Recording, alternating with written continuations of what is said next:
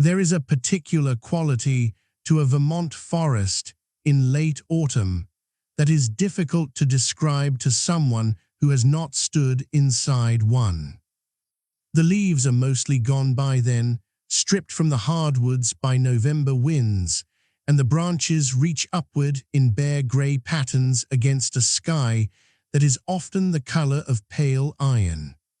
The light, when it comes, arrives at a low angle and moves quickly. By mid-afternoon in these mountains, the shadows have already begun to lengthen, and the ridgelines above lose their detail as the day draws toward its early close. On a trail through this kind of landscape, sounds carry differently than they do in summer. Footsteps on frozen ground or on the dry leaf mat between the trees are clearly audible. Water moving in a stream somewhere below the trail is present but distant.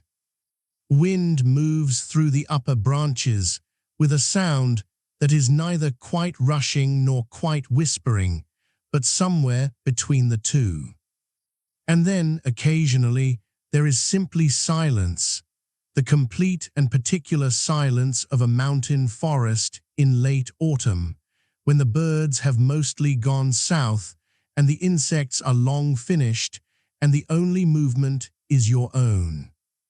In the mountains of southwestern Vermont, across a stretch of years beginning in the mid-1940s, several people entered landscapes something like this one. Some of them were experienced outdoors people who had walked these trails many times. Some were newcomers to the area. Some were young, some were not. And in each case, they entered the forest and did not come back. Their stories have been told and retold, accumulated and recombined, until a region that was once simply a rugged and beautiful corner of New England became associated in popular culture with a phrase that the people involved never knew: the Bennington Triangle. Tonight, we are going to walk back through that phrase, through the landscape behind it, through the documented history and the genuine uncertainty, and try to understand what actually happened and what the historical record can and cannot tell us.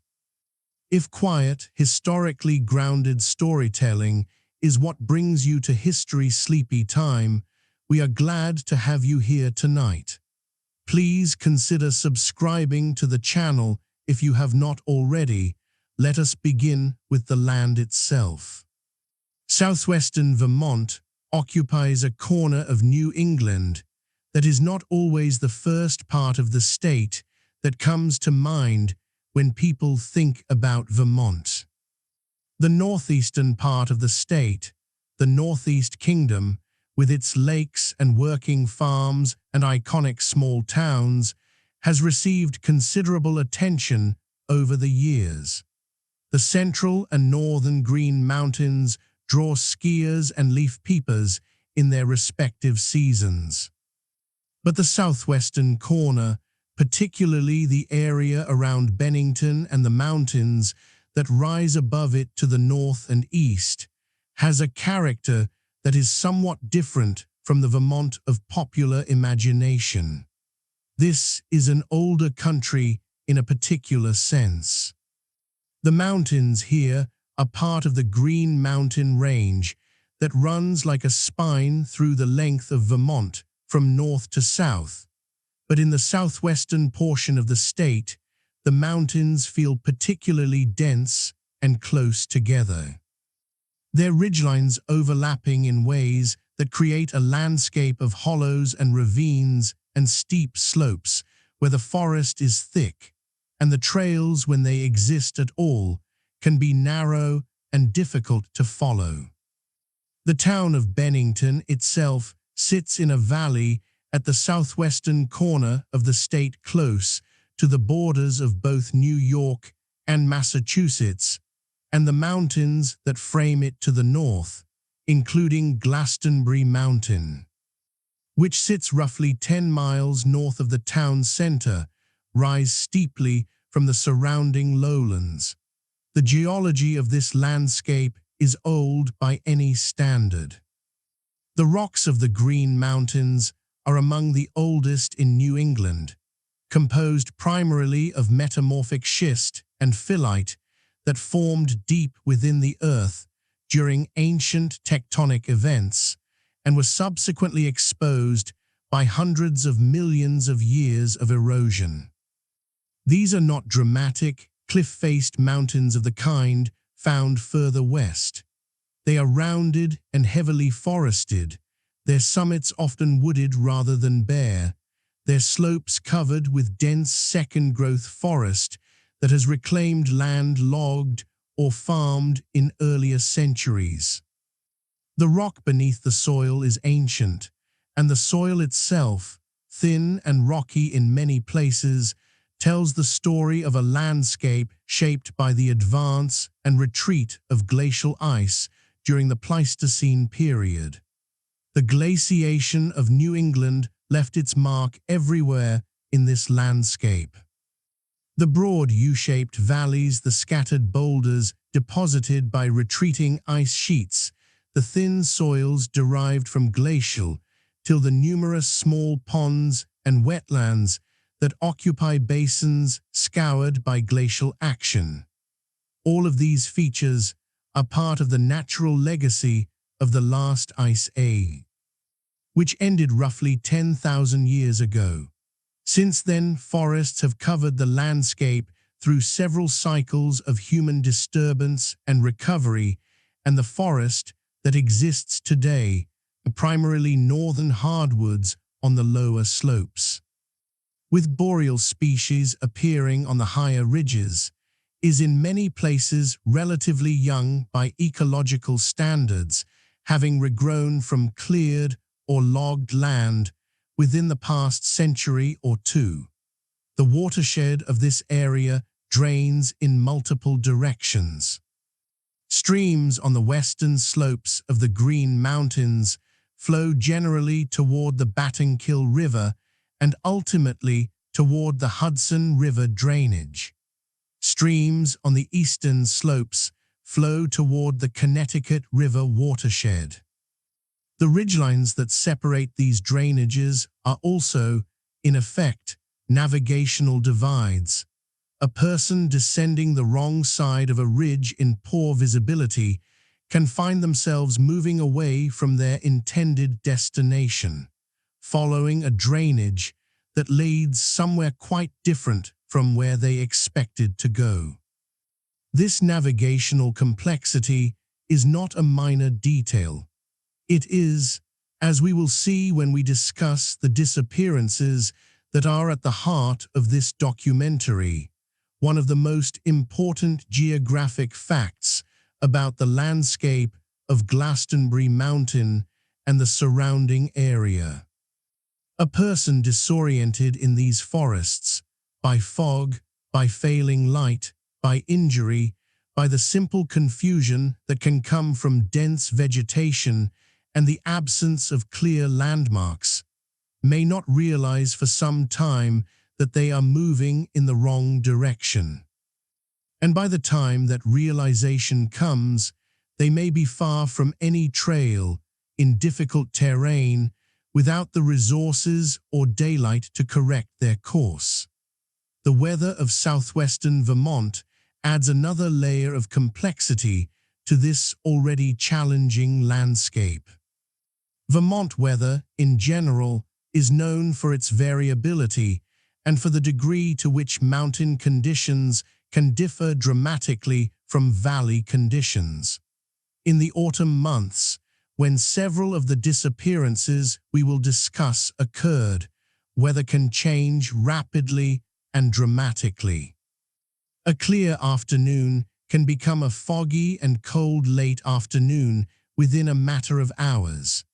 Temperatures that are comfortable in sunlight can drop to the lower 30s or below as a front moves through. Precipitation can arrive with little warning, turning trails into running water and reducing visibility to a matter of yards. Early snows are not uncommon on the higher elevations of the Green Mountains by late October or November, and even light snowfall can obscure trail markers and transform a familiar path into something unrecognizable. These are not exotic conditions. They are the ordinary conditions of a mountain landscape in northern New England in the autumn. But there are conditions that can turn a pleasant afternoon walk into a genuinely dangerous situation for someone who is not properly prepared, who has overestimated the remaining daylight, or who has relied on a trail that becomes difficult to follow once the light fades. Understanding this physical reality is essential to understanding the disappearances we are going to discuss, not because it solves any of them, but because it establishes the context within which they occurred. Rising to an elevation of just over 3,700 feet above sea level. Glastenbury Mountain is not the highest peak in Vermont. That distinction belongs to Mount Mansfield in the northern part of the state, but it occupies a significant position in the landscape of southwestern Vermont and in the story we are telling tonight. The mountain is part of a ridge that runs roughly north to south, connected to the Long Trail, Vermont's long-distance hiking trail that follows the spine of the Green Mountains from the Massachusetts border to the Canadian border. Glastenbury itself is accessible from the Long Trail, though reaching the summit involves several miles of hiking through forest that is dense and, at higher elevations, increasingly remote in character. The summit of Glastenbury Mountain bears a fire tower, a structure erected in the early 20th century as part of the network of fire observation posts that were established across Vermont and other New England states during a period when wildfires represented a serious threat to the region's forests. Fire towers like the one on Glastenbury were staffed by observers during the fire season, and the presence of a staffed tower gave the summit a particular kind of human presence during the warmer months. The tower still stands, though it has not been staffed for decades, and it provides visitors who make the climb with an elevated view of the surrounding forest, a panorama of ridges and valleys extending in multiple directions, with no roads or buildings visible in most directions. The forest on Glastenbury Mountain is dense throughout most of its extent. On the lower slopes, northern hardwoods, sugar maple, yellow birch, beech dominate, their canopy providing substantial shade in summer and a brilliant display of color in autumn before the leaves fall and the bare gray branches resume their year-long dominance of the winter and early spring landscape. Higher on the mountain, the hardwoods give way progressively to boreal species, spruce and fir, that thrive in the colder, more exposed conditions near the summit. In these upper elevations, the trees are often shorter and more twisted, shaped by the weight of winter snow and ice, and by the winds that move across the ridgeline without the buffering effect of valley topography.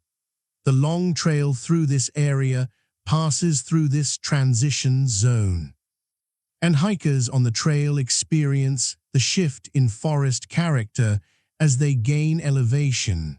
From the relatively open hardwood forest of the lower slopes, with its filtered light and leaf-covered ground, to the denser, darker environment of the upper spruce fir forest, where the canopy closes in more completely and the ground underfoot is covered with a thick layer of moss and decomposed organic matter that gives the forest floor a spongy, soft quality. The terrain on and around Glastenbury Mountain is varied and in places quite rugged. The ridgeline itself is relatively narrow in some sections, with steep drops on either side. The hollows between ridges contain streams, wetlands, and in some cases areas of dense brush and fallen timber that are extremely difficult to move through without following established trails. A person leaving the long trail or other established paths in this landscape would quickly encounter the kind of terrain that makes progress slow, orientation difficult, and visibility limited to a few dozen yards in many directions. It is also worth noting that Glastenbury Mountain and the surrounding area are, by the standards of Vermont, a small state with a relatively high density of roads and settlements, genuinely remote. The nearest paved roads are several miles from the mountain's summit, and the landscape between the road and the summit contains no permanent settlements, no services, and no infrastructure that would assist a person in distress. A call for help in these forests, in an era before mobile communications, would not have been heard by anyone. This remoteness was not always a feature of the landscape. The area had a human history that predates its current character as wild and forested wilderness. And understanding that earlier history is essential to understanding how the landscape became what it is, and how a place that was once inhabited became within a few generations the kind of place where a person could disappear without anyone nearby to notice. The history of human settlement in the Glastenbury area is a story of ambition meeting geological and economic reality. A story that played out across much of the forested highlands of New England during the 19th century, and that left behind in many such places a landscape of abandoned farms, overgrown roads, and the quiet remnants of communities that once aspired to permanence. The town of Glastenbury, Vermont, a distinct municipal entity from the town of Bennington, though geographically adjacent to it, was chartered in 1761 as part of the New Hampshire Grants, the system of land grants that preceded Vermont's statehood. The charter established Glastenbury as a town in the formal sense, dividing it on paper into lots and proprietorships, but the actual settlement of the mountain landscape proved considerably more challenging than the creation of a legal document. The terrain of Glastenbury, steep, rocky, heavily forested, with thin and often poorly drained soils, was not well suited to the kind of agriculture that sustained most Vermont communities during the 18th and early 19th centuries. The valley bottoms and lower slopes offered some potential for small-scale farming, but the majority of the town's land area was simply too rugged and too cold at higher elevations to support the kind of productive agriculture that would have made a farming community economically viable over the long term. What the Glastenbury landscape did offer was timber. The forests that covered the mountain were, in the 19th century, a resource that the expanding American economy found increasingly valuable as urban growth and industrial development created demand for lumber, charcoal, and other forest products. The logging of the Glastenbury area, which began in earnest in the mid-19th century, brought workers, roads of a sort, and a degree of economic activity to a landscape that had supported only minimal permanent settlement before. Logging camps were established in the forest, and the timber cut on the mountain's slopes was moved with considerable difficulty through terrain that made transportation a significant challenge to mills and markets below. The charcoal iron industry, which was significant in Vermont during the middle decades of the 19th century, also found the forests of the Glastenbury area useful. The production of charcoal for iron furnaces required enormous quantities of wood, and the relatively abundant forest of the mountain provided raw material for charcoal production over a period of decades. The remnants of charcoal hearths, the flat, circular platforms where wood was burned slowly under controlled conditions to produce charcoal, can still be found in many parts of the Vermont forest, quiet evidence of an industry that transformed and then abandoned vast areas of New England woodland. The economic activity associated with logging and charcoal production brought a modest population to the Glastenbury area during the latter half of the 19th century. A post office was established, serving the workers and their families who had settled in the area. A hotel was constructed, suggesting that the community had reached at least a minimal level of the infrastructure that defined a functioning settlement in the Vermont of that era. Railroad access eventually reached the area in a limited way, which both facilitated the movement of forest products and brought a small but notable additional use to the landscape: tourism. The late 19th century saw the development of a narrow-gauge railroad that served the Glastenbury area, and for a period, the mountain became a modest destination for excursionists from Bennington and beyond, who came to enjoy the scenery and the relative coolness of the mountain environment in summer. A hotel on the mountain itself accommodated these visitors for a period, and the combination of industrial activity and recreational use gave the Glastenbury landscape, during its brief height of activity, a character quite different from the remote and forested wilderness it would eventually become. But the economic basis for all of this activity was inherently temporary.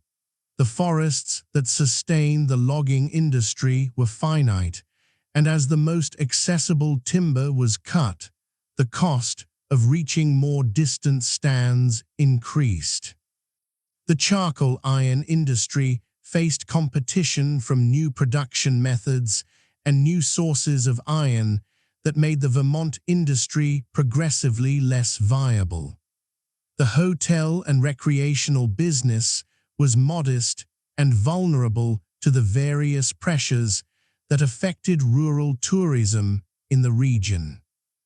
By the early decades of the 20th century, the economic activity that had briefly animated the Glastenbury landscape was winding down, and the population that had gathered to participate in it was dispersing.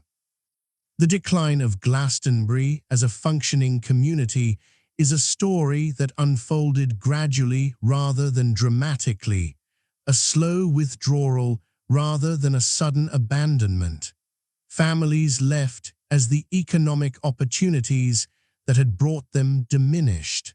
The logging operations contracted. The railroad service that had connected the area to Bennington and to broader markets became less frequent and then ceased. Roads that had been maintained when there was regular traffic fell into disrepair and were progressively reclaimed by the vegetation that bordered them. By the early 20th century, the population of Glastenbury had fallen to a small fraction of its peak. Census records from the period document the decline in numbers that reflected the departure of families and workers who found better opportunities elsewhere. The post office that had served the community was eventually closed. The hotel that had accommodated tourists no longer operated. The buildings that had constituted the settlement's modest infrastructure were left to the processes of decay and forest succession that, in New England, work with considerable efficiency on abandoned structures. Vermont has a particular history of town abandonment and landscape reversion that gives the Glastenbury story a context.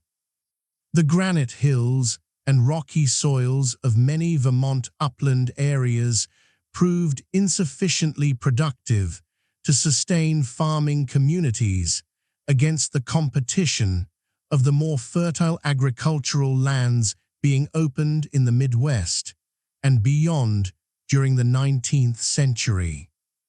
Town after town in the Vermont uplands lost population steadily through the latter half of the 19th century and the early decades of the 20th, as families made the rational decision to seek better land or better economic opportunities elsewhere.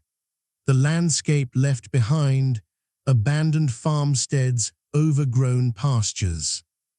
Cellar holes beneath the encroaching forest became a characteristic feature of the Vermont countryside, a visible record of human aspiration and economic retreat, written in stone walls and apple trees, and the occasional chimney standing in a clearing where a house once stood. Glastonbury's experience was in some ways more complete than that of many Vermont communities that declined but did not disappear entirely. The combination of difficult terrain, limited agricultural potential, the exhaustion of the forest resource that had been the primary economic driver, and the remoteness of the location from the roads and infrastructure that supported continuing settlement meant that the community did not merely shrink, it effectively ceased to exist as a functioning settlement. By the time the disappearances that are at the center of this documentary began occurring in the 1940s, Glastenbury was, for practical purposes, an empty mountain covered with regenerating forest. What remained was the landscape itself, the ridges and hollows, the streams, the regenerating forest, and the long trail passing through, bringing hikers who came to experience the Vermont wilderness without necessarily knowing much about the human history that lay beneath the trees. The trails that crossed the mountain were, in some places, the ghost outlines of roads that had once carried wagons loaded with timber. The clearings that occasionally opened in the forest were the sites of former structures, identifiable to those who knew what to look for by the subtle changes in vegetation that mark disturbed ground and old building sites. The history of the place was there, written in the landscape, but it required knowledge to read. The Glastenbury mountain that people entered in the 1940s was, therefore, a landscape with layers. It was wilderness in the practical sense, remote, forested, difficult, with no permanent human presence to assist someone in trouble. But it was also a formerly inhabited landscape shaped by decades of human activity and the remnants of that activity, old roads, old clearings. Old structures in various states of decay were features of the terrain that could, in the wrong circumstances, contribute to the disorientation of someone who encountered them and tried to make sense of what they were.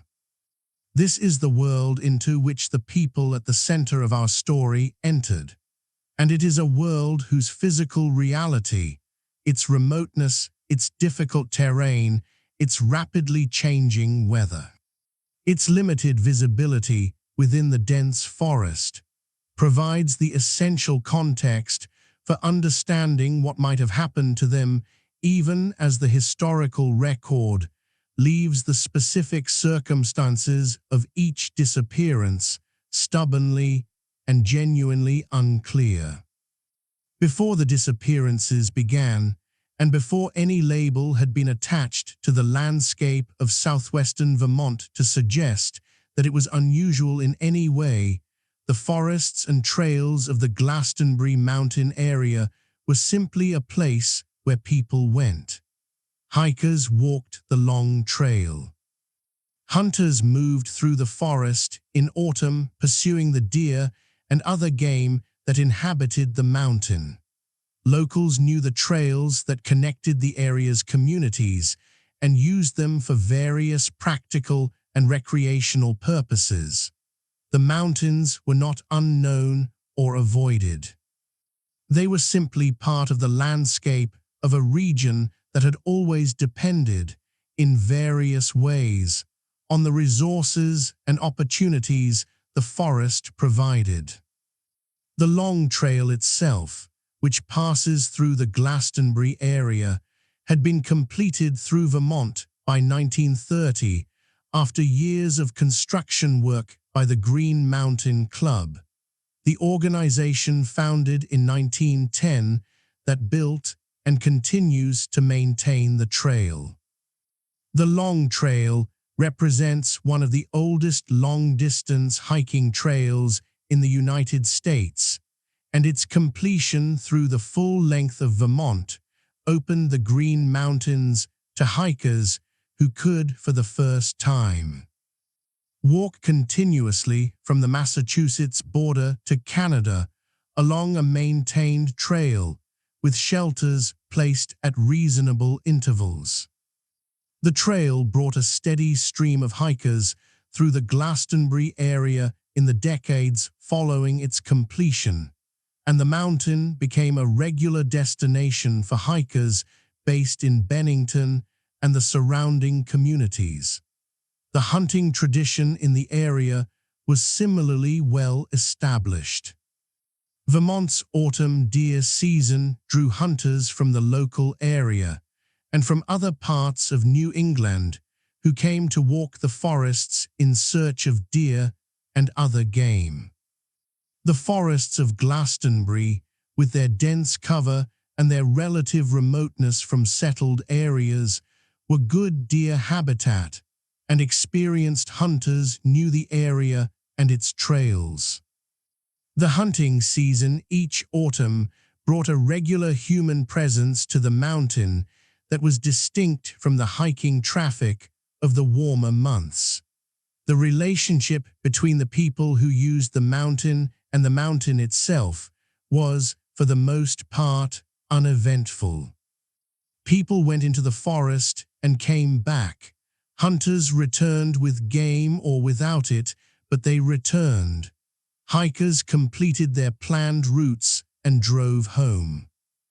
The mountain was challenging and demanded respect, but it was not, in the experience of those who used it regularly, a place of particular danger or unusual occurrence.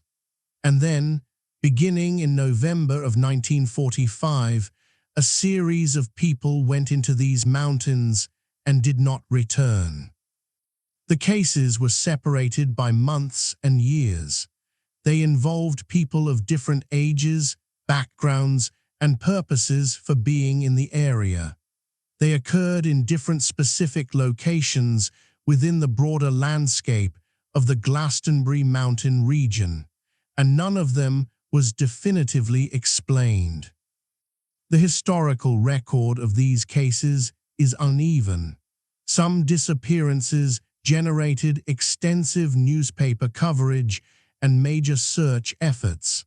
Others received less attention. Some cases left behind more documentary evidence than others. And the later accumulation of these separate cases into a single regional narrative, the construction of the Bennington Triangle as a popular concept, introduced further complexity into the historical picture.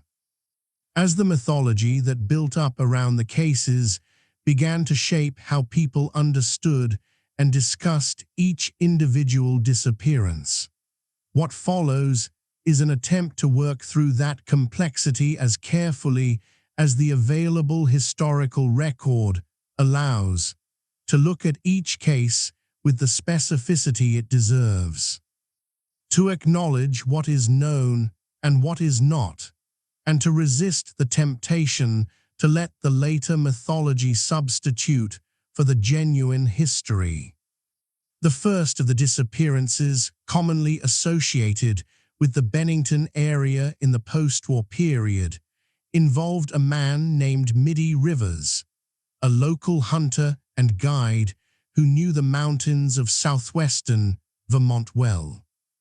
Rivers was 74 years old at the time of his disappearance in November of 1945, an age that is worth noting as context for understanding what happened and what the search for him was able to accomplish. Rivers was, by available accounts, an experienced outdoorsman. He had spent a great deal of time in the forests of the region and was familiar with the terrain. On November 12, 1945, he was leading a group of hunters in the mountains near Glastenbury Mountain, in the area around the Long Trail.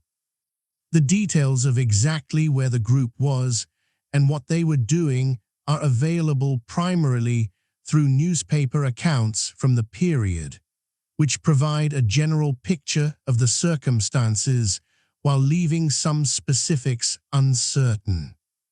At some point during the day, Rivers became separated from the hunting party he was leading.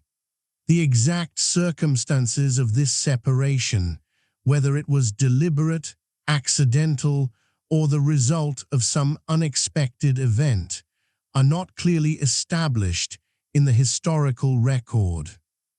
What is established is that the other members of the group returned without him, and that when they realized he was missing, a search was organized. The search for Mitty Rivers was substantial. Search parties moved through the forest in the area where he had last been seen, and the effort continued over multiple days.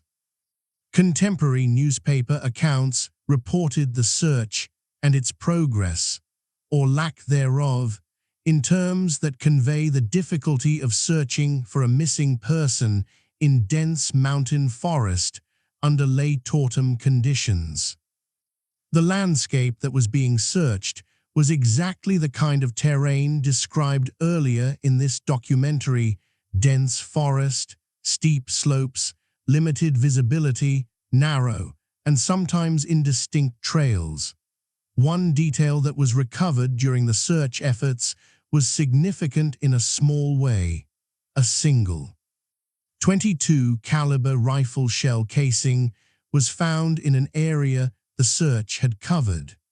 Whether this shell was connected to Rivers' final movements through the forest, or was simply a remnant of some earlier hunting activity in the area, was not something investigators were able to determine with confidence. It was a piece of physical evidence, but its significance was ambiguous, a quality that, as we will see, characterizes much of the evidence associated with the disappearances in this area. No other trace of Mitty Rivers was ever found. The search ultimately ended without locating him, alive or deceased. The historical record does not provide a clear explanation of what happened. The possibilities that the available evidence is consistent with include disorientation and getting lost, a medical event such as a heart attack or fall in a remote part of the forest, or some other misfortune in difficult terrain. At 74 years old, Rivers was not a young man, and the physical demands of moving through mountain terrain in November were considerable. But none of these possibilities can be established as the actual explanation on the basis of the available evidence, and the case remains, in the most straightforward sense, unsolved. What is worth noting about the Middle Rivers case is how ordinary it was, in one sense, and how genuinely puzzling it was in another.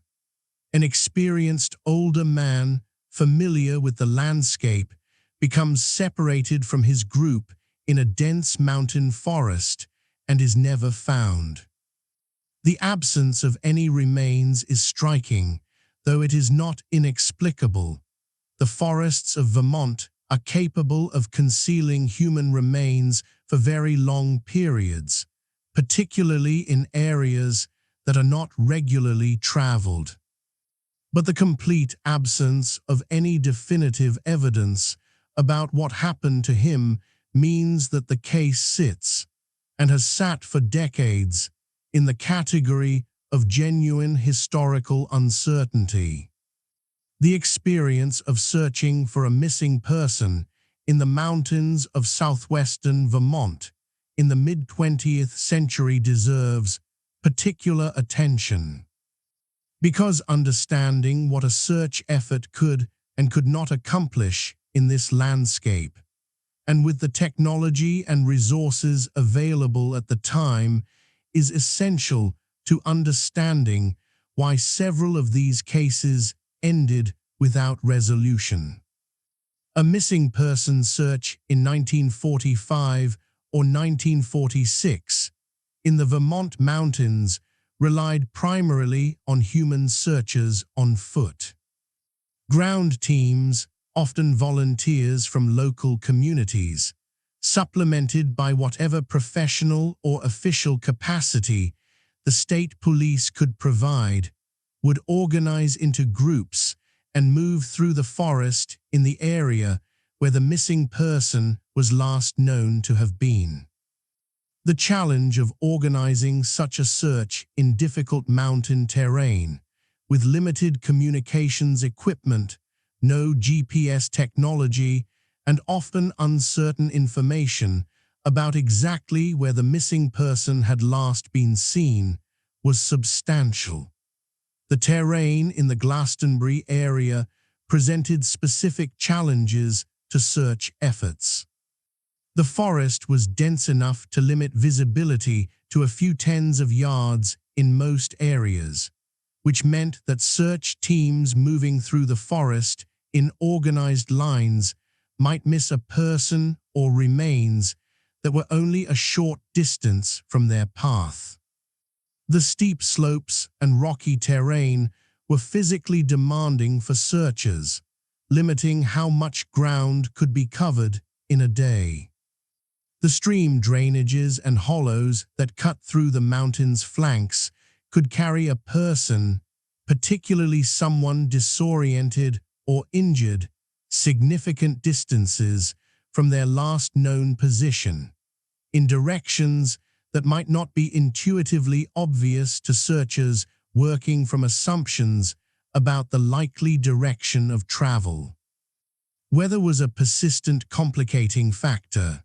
November in the Vermont mountains is not a hospitable time of year, and search efforts conducted in the days following a disappearance faced the dual challenge of covering difficult terrain while operating in the cold, often wet or foggy conditions typical of the season. Rain could obscure tracks and other evidence. Early snowfall could cover physical evidence that might have been visible on bare ground. Fog reduced visibility and complicated the navigation of search teams. The communication infrastructure available to search teams in this period was also limited by contemporary standards.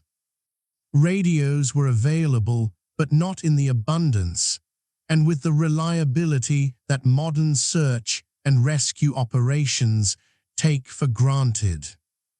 Coordinating the movements of multiple search parties across a large area of mountain terrain, ensuring that coverage was systematic and that areas were not missed or searched twice while others were skipped, required logistical effort that was genuinely challenging given the available tools.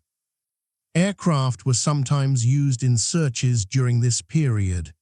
The history of search and rescue in Vermont during the 1940s and 1950s includes accounts of aerial searches conducted from small aircraft, but their utility in searching forested terrain was limited.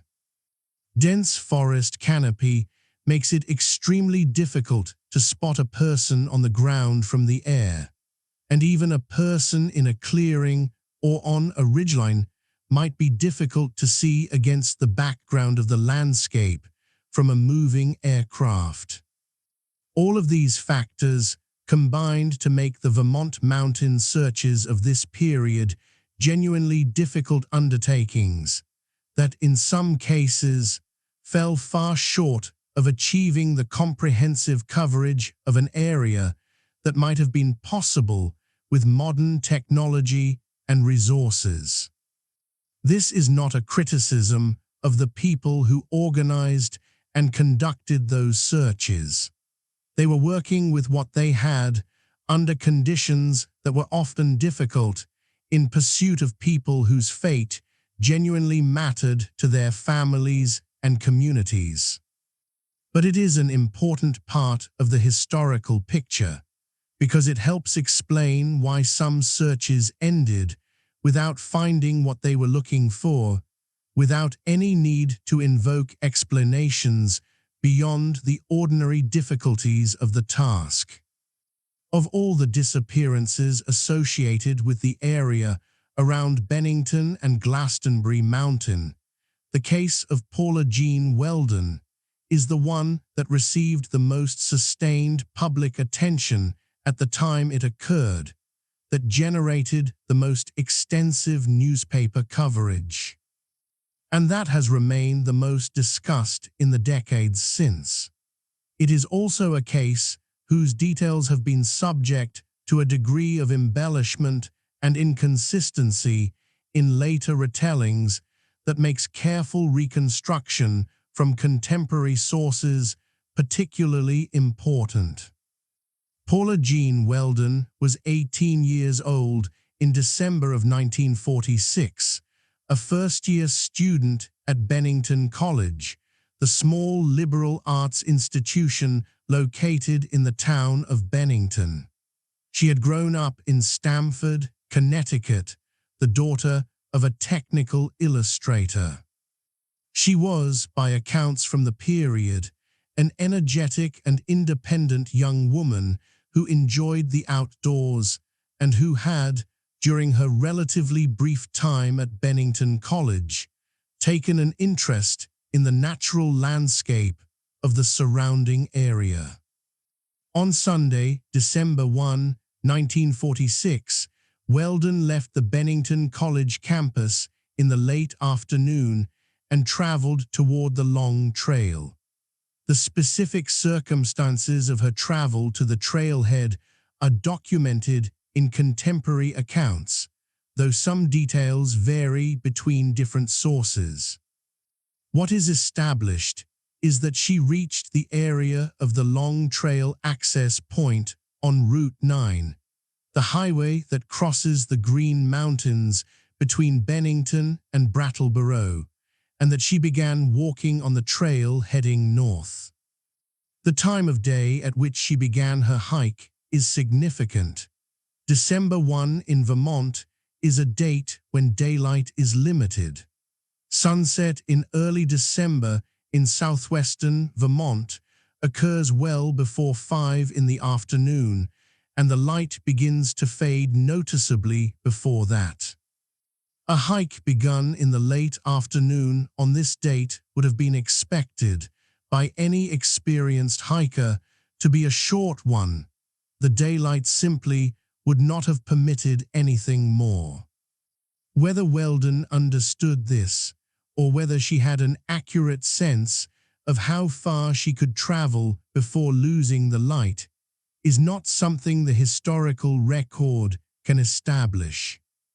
What the contemporary record does document, in accounts that were gathered from witnesses in the days following her disappearance, is that she was observed on the trail by at least one other person, an older couple who were also hiking on the long trail that afternoon. According to accounts that were reported in Vermont newspapers in the days following her disappearance, these witnesses described seeing Weldon on the trail ahead of them and noted that she was moving at a pace that kept her consistently some distance ahead of them. They described watching her as she rounded a bend in the trail, and then, when they themselves reached that point in the trail, finding that she was no longer visible ahead of them. This witness account has been the subject of considerable discussion, and in later popular retellings, considerable embellishment. The version that appears most frequently in popular accounts of the Bennington Triangle presents the witnesses as having seen Weldon essentially vanish before their eyes, there one moment and gone the next, with no explanation for where she could have gone. The more restrained interpretation of what the witnesses actually reported, that she moved around a bend in the trail and was not visible when they reached that bend, is less dramatic but more consistent with what people actually experience when following someone on a forest trail at a distance. A bend in a trail, followed by a moment's inattention or a slight difference in walking pace, is entirely sufficient to cause one hiker to lose sight of another. If Weldon had left the trail at that point, either intentionally to explore off-trail or accidentally following a feature of the terrain that seemed like a path, she could have moved out of the witness's field of view without anything unusual happening. The trail in that area passes through forest where the visibility off-trail is limited, and a person departing the trail even a short distance would quickly become invisible to someone on the trail itself. What happened next is the core of the mystery. Weldon did not return to the Bennington College campus that evening or the following day. When her absence was noticed and reported, a search was organized. The search for Paula Jean Weldon became, over the days that followed, one of the most extensive wilderness searches that Vermont had seen in many years. Searchers moved through the trail area and the surrounding forest. Volunteers from the community joined official search efforts. Newspaper coverage in Vermont and eventually in newspapers beyond the state gave the case a public profile that distinguished it from the earlier disappearance of Midi Rivers. The search found no trace of Paula Jean Weldon. No belongings, no clothing, no physical evidence of any kind was recovered that could establish where she had gone after the witnesses last saw her on the trail. The forest was searched. The surrounding terrain was covered as thoroughly as the conditions and available resources permitted, and nothing was found. The case had an important institutional consequence for the state of Vermont. The search for Weldon exposed what many officials and observers saw as a significant gap in Vermont's law enforcement infrastructure. The state, lacked a dedicated state police force with the resources and organization to respond effectively to major investigations. The public attention generated by the Weldon case contributed, in the months that followed, to the establishment of the Vermont State Police, an agency whose creation was directly linked, in the historical record, to the lessons of the inadequate response to this disappearance. That institutional legacy makes the Weldon case significant not only as an unresolved mystery, but as a moment in the history of Vermont's public institutions. Paula Jean Weldon was never found. No remains, no clothing, no possessions attributable to her were recovered from the forest in the days, months, or years following her disappearance. The case was never officially closed, and the investigation produced no conclusion about what happened to her. Her family, who came to Vermont in the aftermath of her disappearance and remained involved in the search effort, never received the answers they sought. The historical record acknowledges her disappearance as a genuine and unsolved event, without providing the evidence necessary to support any specific explanation of what occurred. The search for Paula Jean Weldon unfolded over days that became increasingly difficult as the realities of the late-season Vermont landscape asserted themselves. December in the Green Mountains is not a forgiving time to be searching for someone in the forest. The temperatures drop quickly after dark. Snow, which had fallen before Weldon's disappearance and was present on the ground in higher elevations, complicated both the physical search and the reading of any tracks or other evidence that searchers might have expected to find. The organization of the search reflected the limitations of the institutional infrastructure available at the time, limitations that, as noted, the case would ultimately help to address. Multiple groups of searchers moved through the trail area and the surrounding forest, but the coordination of their efforts was imperfect, and the absence of a centralized, professional command structure for the search meant that the coverage of the area was less systematic than it might have been. Contemporary newspaper accounts noted the difficulty of organizing a large-scale search in remote mountain terrain with the available resources. The weather during the search period was a persistent obstacle. Vermont newspapers from December of 1946 recorded conditions that included cold temperatures, wind, and the kind of gray, low-visibility sky that characterizes the region in early winter. For searchers moving through dense forest on steep slopes in these conditions, the physical demands were considerable. And the ability to search effectively, to look carefully at the terrain, to notice details that might indicate the passage of a person, was compromised by the cold, the limited light, and the simple difficulty of moving through the landscape.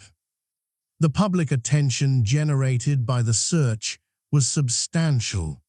Newspapers across Vermont covered the case, and the story eventually attracted attention from papers in other New England states and beyond. The disappearance of a young college student from a well-regarded institution created a particular kind of public interest. There was something about Paula Jean Weldon's circumstances, her age, her status as a student far from her Connecticut home. That made the case feel personally resonant to readers who might not have felt the same connection to the disappearance of Midi Rivers the previous year. The comparison between the two cases is itself instructive. Mitty Rivers was a 74-year-old local man, a hunter experienced in the woods, whose disappearance received local coverage but did not generate the broader public attention that the Weldon case attracted. The difference in public response likely reflected several factors: the age and background of the missing person, the perceived unexpectedness of a young college student disappearing on what seemed like a relatively short hike, and perhaps the institutional connections that the Bennington College case created, drawing attention from a wider community with connections to the institution. The search ultimately failed to find Paula Jean Weldon or any trace of her. Searchers covered as much of the relevant terrain as they could reach under the conditions, but the combination of difficult terrain, limited daylight, winter weather, and the sheer size of the forest area that might need to be searched meant that comprehensive coverage was not achievable.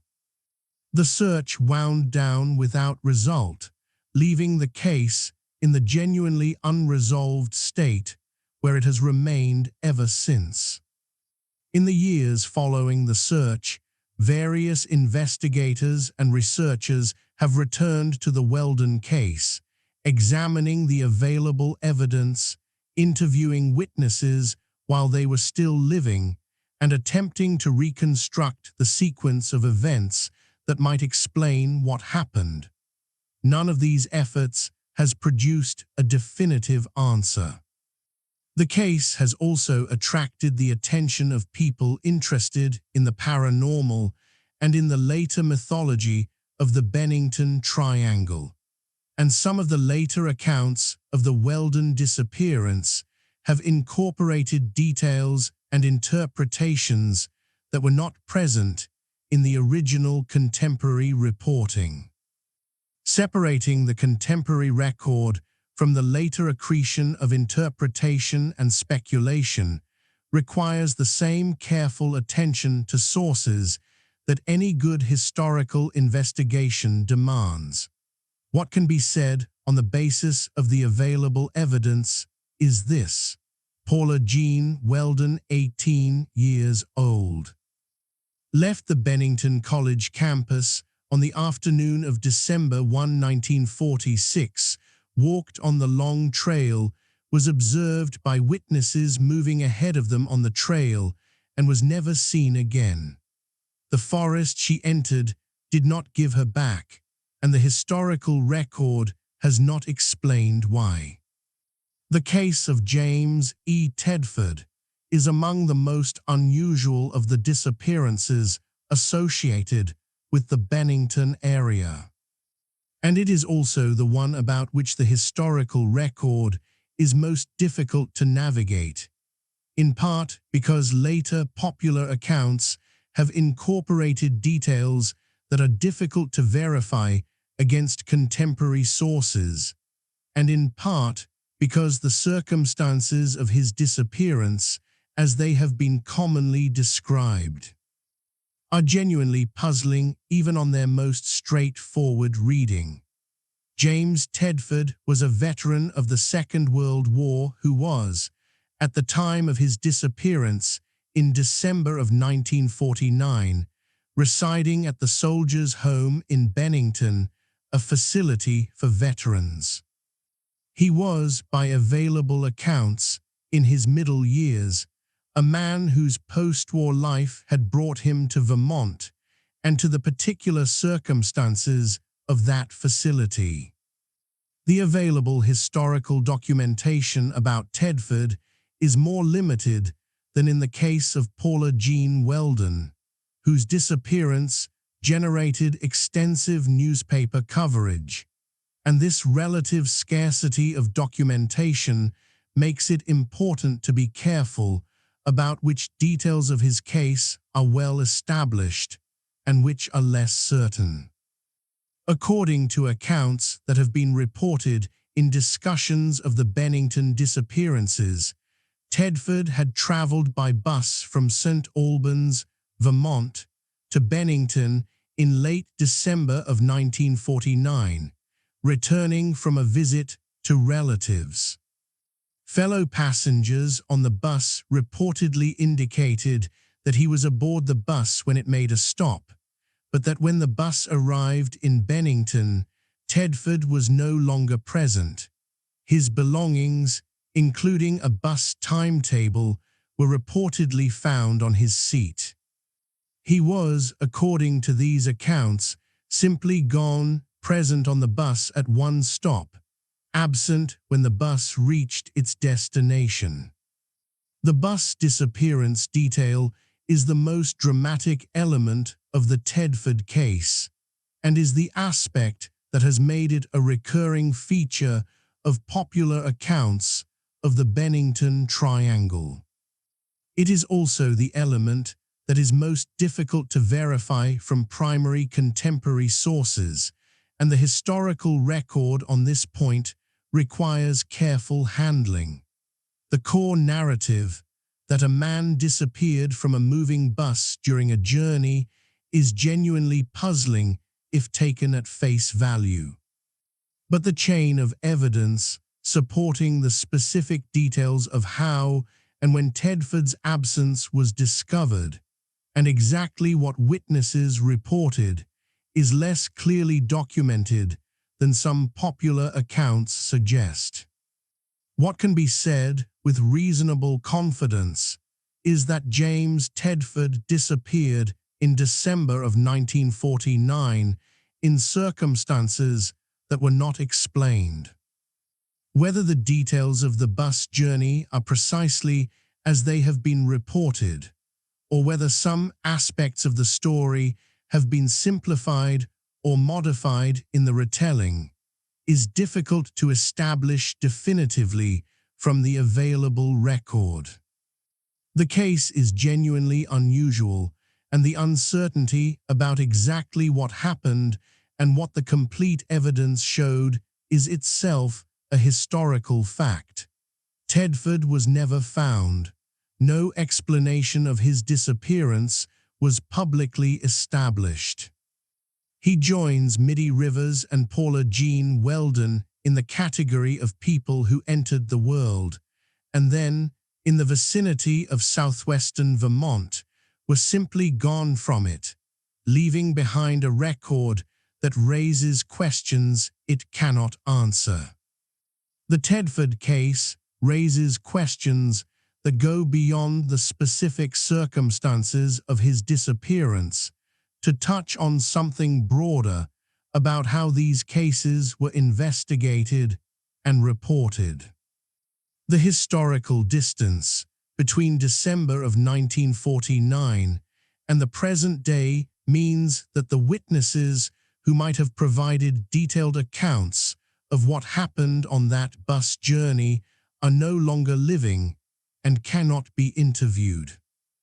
The newspapers that covered the case, if they covered it extensively, would be the primary source of contemporary documentation, and the accessibility of those records varies. This is a recurring challenge in the history of the Bennington area disappearances. Some cases generated extensive contemporary documentation, newspaper coverage, official records, accounts gathered from witnesses in the immediate aftermath of events.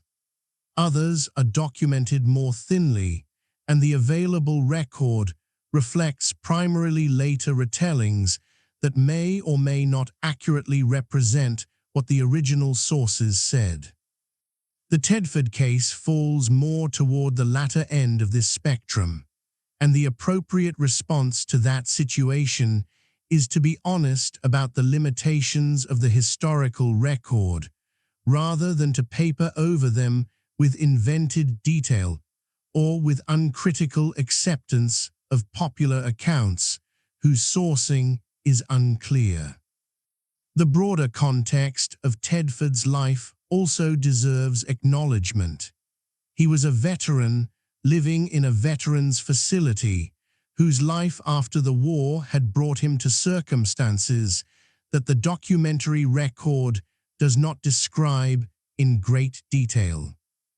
His connections to the Bennington area and to the specific geography of Glastenbury Mountain are less clearly established than those of, say, Midi Rivers, who was a local hunter with deep knowledge of the terrain, or Paula Jean Weldon, who was a student at a college physically located in the town of Bennington.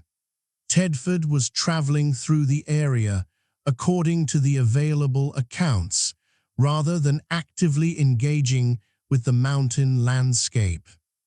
His disappearance fits within the geographic cluster that later became associated with the Bennington Triangle label, but its specific connection to the landscape of Glastenbury Mountain is less direct than some of the other cases. These distinctions matter because the later mythology of the Bennington Triangle tends to treat all of the associated disappearances as essentially similar in character, as if the mountain landscape exerted some influence over all of them in the same way. The actual historical record, examined carefully, shows a group of separate cases with different circumstances, different geographic specifics, and different degrees of documentary support. Maintaining that specificity, resisting the flattening effect of the later mythology, is part of what honest historical treatment of these cases requires. The disappearance of Paul Jepson in October of 1950 is the case in this series that involves the youngest victim and the most acute sense of vulnerability. Paul Jepson was 8 years old when he disappeared near the Glastenbury area, and his case has the particular emotional weight that attaches to the disappearance of a young child. The circumstances of Paul Jepson's disappearance, as documented in contemporary accounts, involved his mother, who was working in the area of the Glastenbury Mountain Access Road. The specific details vary somewhat between accounts, but the general picture that emerges from the available historical record is that the boy was with his mother near a wooded area while she was occupied with some activity, and that at some point during that time he wandered away into the surrounding forest. When his mother realized he was gone and began looking for him, he could not be found.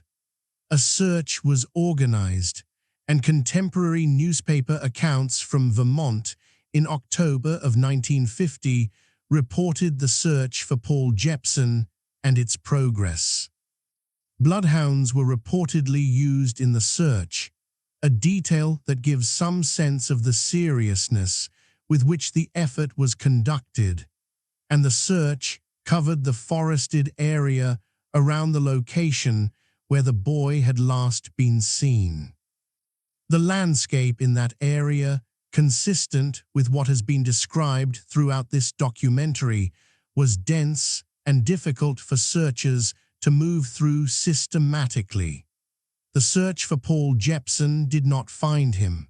He was never located, and no remains or belongings attributable to him were recovered.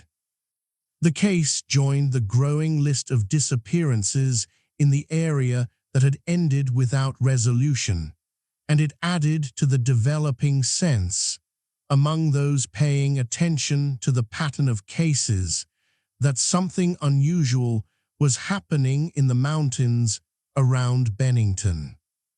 The disappearance of a young child in woodland is, statistically, among the most dangerous situations in wilderness search and rescue. Small children who wander from adults in forested areas can move surprisingly quickly and surprisingly far, are often drawn toward water and may not respond to searchers calling their names out of fear or confusion. In difficult terrain with limited visibility, finding a child who has been missing for hours requires a combination of luck, systematic coverage, and resources that may not always be available. The failure to find Paul Jepson, as heartbreaking as it is, falls within the range of outcomes that wilderness searches for missing children have produced in many other cases across many other landscapes, without any unusual circumstances to explain it. None of this makes the outcome less tragic. Paul Jepson was 8 years old, and whatever happened to him in the forest near Glastenbury Mountain in October of 1950. The fact of his disappearance without a trace represents one of the deepest failures that a search can produce, the inability to give a family the certainty that might allow some form of resolution. The case of Frieda Langer is distinctive among the disappearances associated with the Bennington area, and its distinctiveness comes from a detail that sets it apart from every other case in the series. Her remains were eventually found. This made her case both more and less resolved than the others. More resolved in the sense that there was a physical outcome, a recovery, a finality of a kind, less resolved in the sense that the condition of her remains when they were discovered was such that investigators could not determine how she had died or what had happened to her. Frieda Langer was a local woman, middle-aged, with experience in the outdoor environment of the Vermont mountains. In late October of 1950, the same autumn in which Paul Jepson had disappeared, she was hiking in the Glastenbury mountain area with her cousin, Herbert Elsner. According to the accounts that were reported at the time and subsequently, the two hikers were moving through the area near the Somerset Reservoir, which sits in the landscape south and east of Glastenbury Mountain, when Langer fell into a stream. Wet and cold, she told Elsner she was going to return to their camp to change her clothes, and she set off in the direction of camp while he continued. When he returned to camp, she was not there. The search for Frieda Langer was substantial and sustained. Multiple search efforts were conducted over the following days, and the area around the reservoir and the surrounding forest was covered repeatedly by searchers who were looking for any trace of her. The searches found nothing. The landscape that was being covered was difficult: dense forest, rocky terrain, the reservoir itself presenting a significant water hazard in the equation of what might have happened to someone who was already wet and cold from a fall into a stream. The wet and cold detail is significant from the perspective of wilderness safety. Hypothermia, the dangerous lowering of core body temperature that results from exposure to cold and wet, is a serious hazard in the Vermont mountains in October. And a person who has fallen into a cold stream and is wet through is at meaningful risk of developing hypothermia, particularly if the air temperature is low and the wind is blowing. Hypothermia affects cognitive function as it progresses, causing disorientation and impaired judgment that can lead a person to make decisions like stopping to rest or moving away from shelter rather than toward it that worsen their situation.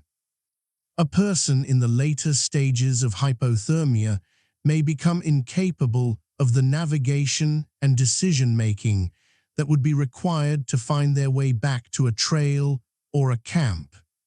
None of this is to say that hypothermia was definitively what happened to Frieda Lange. It is to say that the circumstances of her last known movements, wet, cold, alone in the forest, created conditions that are well recognized as hazardous, and that ordinary wilderness hazards provide a plausible framework for understanding a tragic outcome without requiring any unusual explanation. The resolution of the Frieda Lange case came in May of 1951, approximately 7 months after her disappearance, when her remains were discovered in an area that, according to accounts from the period, had been searched previously without result. The location where her remains were found was, reportedly, an area that searchers had covered during the original search effort. The fact that her remains were found in a searched area months after the search raised questions about how they could have been missed during the original effort. Several explanations are consistent with this outcome, and they do not require anything unusual to account for them. The dense forest of the Vermont mountains can conceal remains effectively, particularly if the remains are partially covered by leaf litter, vegetation, or snow. The original search may have passed near the location without covering every square yard of the terrain, which, in dense forest, is entirely possible even in a well-organized search. 7 months of seasonal change would have altered the landscape significantly between the original search and the discovery, and the spring emergence of vegetation would have changed the visibility conditions in the area. Or the remains may have been moved by water, animals, or other natural processes between the time of death and the time of discovery. The condition of Lange's remains when they were found was such that a cause of death could not be determined by investigators. This is not unusual for remains that have been exposed to the outdoor environment for a period of months. Decomposition, animal activity, and the effects of weather can rapidly eliminate the physical evidence that would allow a medical examiner to determine cause of death. The inability to establish cause of death is, in this context, a limitation of the recovery rather than evidence of something extraordinary about the circumstances of her death. Frieda Lange's case is, in one sense, the most fully documented of the Bennington area disappearances, because it is the only one that resulted in the recovery of physical remains. But it is also, in the specific sense of establishing what actually happened to her, no more resolved than the others, because the evidence that her remains might have provided about the cause and circumstances of her death was not preserved in a form that investigators could use. Having worked through the individual stories of Midi Rivers Paula Jean Weldon James, Tedford Paul Jepson, and Frieda Lange, it is worth pausing to consider what these cases actually share and what distinguishes them from one another, because both the similarities and the differences are important to understanding what the historical record actually shows. The similarities are real. All 5 cases involved people who went missing in and around the mountains of southwestern Vermont within a roughly 5-year period, from 1945 to 1950. All 5 cases were unsolved in the sense that no definitive explanation of what happened was established. And all 5 cases occurred in a landscape that is genuinely difficult, remote, densely forested, with challenging terrain and weather conditions that create real hazards for people moving through it. The differences are equally real. The missing people ranged from a young child to a 74-year-old man, from an experienced local hunter and guide to a college student on her first visit to the trail, from a resident of the area to a person traveling through it. The specific geographic circumstances varied between cases. Some occurred clearly in the mountain terrain near the long trail, while others occurred in different parts of the broader region. The documentary evidence available for each case varies considerably, with some cases well documented in contemporary newspaper accounts and others more thinly recorded in the historical record. The question of whether these 5 cases constitute a meaningful pattern, a cluster of disappearances that requires some common explanation, or whether they represent individual tragedies that happen to occur in the same general region within the same general period, is one that does not have an obvious answer. Statistical clustering of events in time and space can occur by chance, particularly when the underlying rate of disappearances in a region is not well established.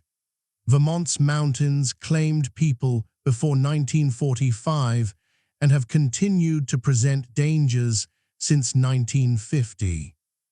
Whether the specific concentration of cases in this 5-year window around the Glastenbury mountain area represents something requiring explanation beyond the ordinary risks of the landscape, or whether it represents a cluster that is within the range of random variation, is a question that honest historical analysis cannot answer with confidence. What can be said is that the 5 cases share a common element that has nothing to do with anything unusual about the landscape. They all ended without a complete explanation. In each case, the available evidence was insufficient to establish definitively what happened. That shared incompleteness is what makes the cases collectively memorable and what made them available in later years to be assembled into a regional narrative of mystery. The incompleteness itself has ordinary explanations. The landscape is difficult to search comprehensively. The technology available for search and investigation in the mid-20th century was limited. The time elapsed between disappearances and recoveries in cases where recovery occurred reduced the evidential value of what was found. And in wilderness settings, people can die in ways that leave very little physical evidence to be found, particularly when the forest has months or years to work on what remains. None of these observations solve any of the individual cases. They are offered simply as reminders that the genuine mystery in each case, the genuine absence of a complete explanation, does not by itself require an extraordinary explanation. Ordinary things can be genuinely mysterious when the evidence that would explain them is not available. There is a particular process by which separate historical events become a unified regional mystery, and understanding that process is essential to understanding the Bennington Triangle as a cultural phenomenon, as distinct from understanding it as a historical reality. The process is not unique to Vermont. It has operated in many parts of the country and many parts of the world, transforming clusters of unrelated or loosely related events into coherent narratives that acquire, over time, the weight and authority of established fact. Tracing how it happened in this specific case tells us something important, not only about the Bennington disappearances, but about how human beings construct meaning from incomplete information. The 5 disappearances discussed in the previous section of this documentary occurred between 1945 and 1950. During that period, they were reported individually, each one as its own story, its own search, its own tragedy. Contemporary newspaper coverage treated each case on its own terms. The Midi River's disappearance in November of 1945 was a local story about a missing hunter. The Paula Jean Weldon case in December of 1946 became a statewide story because of the scale of the search and the institutional consequences that followed. The subsequent disappearances of Tedford, Jepson, and Langer were each covered in turn, as individual cases with their own specific circumstances. What the contemporary coverage did not do, at least not in a sustained or systematic way, was construct an overarching narrative connecting all 5 cases as manifestations of a single phenomenon. The geographic proximity of the cases was noted. The concentration of disappearances in the area was a subject of comment, but the contemporary record, examined on its own terms, does not present the landscape around Glastenbury Mountain as the site of a defined mystery with a specific character. It presents a series of individual tragedies in a difficult landscape, each one unresolved, each one leaving families and communities without the answers they needed. The transformation of these individual cases into a unified regional mystery happened gradually through a process that extended across decades. Local storytelling played a role. As the cases entered the community memory of the Bennington area and were retold in the informal contexts where local history is preserved and transmitted. Conversations, local histories, the accumulated lore of people who grew up hearing about the disappearances as part of the story of where they lived. In this informal transmission, the specific details of individual cases can blur and blend, and the boundaries between one story and another can become porous in ways that create a more unified narrative than the original events supported. Written accounts that brought the cases together into a single discussion also contributed to the process. Regional histories, collections of Vermont folklore and unexplained mysteries, and eventually books specifically focused on the paranormal or unusual history of New England, began to treat the Bennington disappearances as a cluster, as evidence of something particular about the landscape of southwestern Vermont. These accounts varied considerably in their quality and their fidelity to the historical record. Some were careful about distinguishing documented facts from speculation. Others were less rigorous, incorporating details that are difficult to trace to primary sources and presenting interpretations as established facts. The arrival of the Internet as a medium for the circulation of historical and paranormal content accelerated this process considerably. The Bennington disappearances became a regular feature of websites, forums, and eventually YouTube channels devoted to unexplained mysteries. And in this environment, the pressure toward dramatic presentation and confident explanation was intense. Details that were uncertain in the historical record became firm in popular accounts. Connections between cases that were speculative in serious discussions became established in casual ones, and the overall picture of a mysterious, anomalous landscape where people vanished under unexplained circumstances became progressively more vivid and more definitive, and progressively less connected to what the actual historical record showed.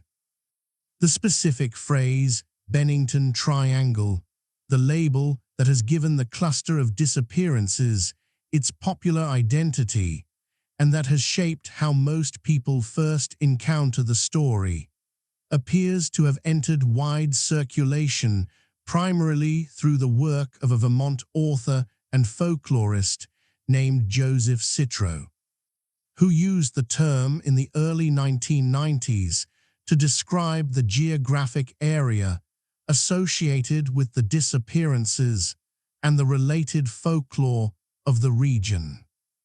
Citro's work brought together the historical cases and the folklore of the area in a way that reached a broad popular audience and gave the phenomenon a name that proved memorable and easily communicable. The naming of the phenomenon was not a neutral act, though it was likely not intended as anything more than a useful label for a cluster of stories. The word triangle carries specific associations in popular culture. It inevitably evokes the Bermuda Triangle, the famous area of the Western Atlantic Ocean that has been associated in popular imagination with the mysterious disappearance of ships and aircraft, though the factual basis for the Bermuda Triangle's supposedly anomalous disappearance rate has been extensively questioned by researchers who have examined the actual historical data. By associating the Bennington area with the triangle concept, the label imported a framework of unexplained geographic anomaly that colored how people approached the Vermont cases. The Bennington Triangle is not an officially recognized geographic designation. No government agency, no scientific body, no academic institution has defined or endorsed the term as describing a real geographic area with documented unusual properties. It is a popular label, a storytelling convenience that groups a set of cases under a single heading and implies a connection between them that the historical record does not firmly establish. Understanding this is not a matter of dismissing the label's cultural significance. The Bennington Triangle is a real cultural phenomenon, real in the sense that people know the term, use it, and organize their understanding of the Vermont disappearances around it. But its cultural reality is different from historical or geographic reality, and conflating the two leads to a misunderstanding of what the cases actually show. This distinction matters because the label shapes the questions people ask about the cases. If you approach the Bennington disappearances with the assumption that they are connected by a shared mysterious cause, that the triangle represents a real anomalous zone, you will look for evidence of that shared cause and will be inclined to interpret ambiguous details in ways that support the assumed connection. If you approach the cases as individual historical events that happen to occur in the same general area within the same general period, you will ask different questions and will be more alert to the ways in which the cases differ from one another as well as the ways in which they resemble each other. The honest historical position is that the connection between the individual disappearances is partly geographic. They did occur in the same general area and partly chronological. They were concentrated in a specific 5-year period. Beyond that, the nature of the connection, if any, is not established by the available evidence. The landscape of southwestern Vermont is real, and its physical characteristics, the remoteness, the difficult terrain, the challenging weather, are real factors that are relevant to all of the cases in which people went into that landscape and did not come back. But those physical characteristics describe an ordinary, if demanding, natural environment, not an anomalous zone with unusual properties. One of the most important contributions that a careful look at the geography of the Glastenbury mountain area can make to the understanding of the disappearances is simply this: the landscape itself. Understood in straightforward physical terms, provides a plausible framework for how people could disappear in this area without any unusual explanation being required.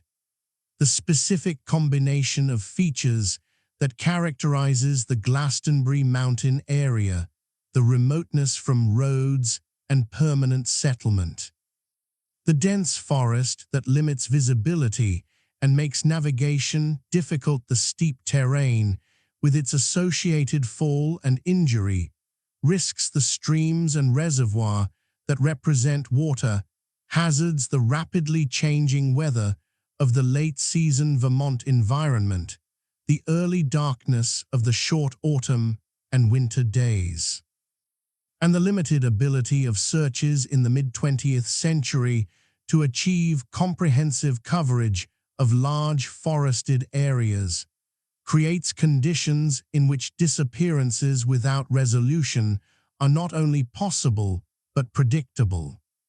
This is not a claim that the specific circumstances of any individual case have been explained.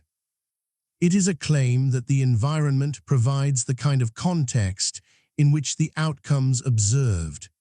People going into the forest and not coming back, searches failing to find them or finding only what cannot explain what happened, are consistent with ordinary, if tragic, wilderness accidents and mishaps.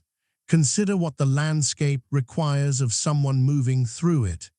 Navigation in dense forest without clear landmarks, particularly in conditions of limited visibility or failing light, is genuinely challenging.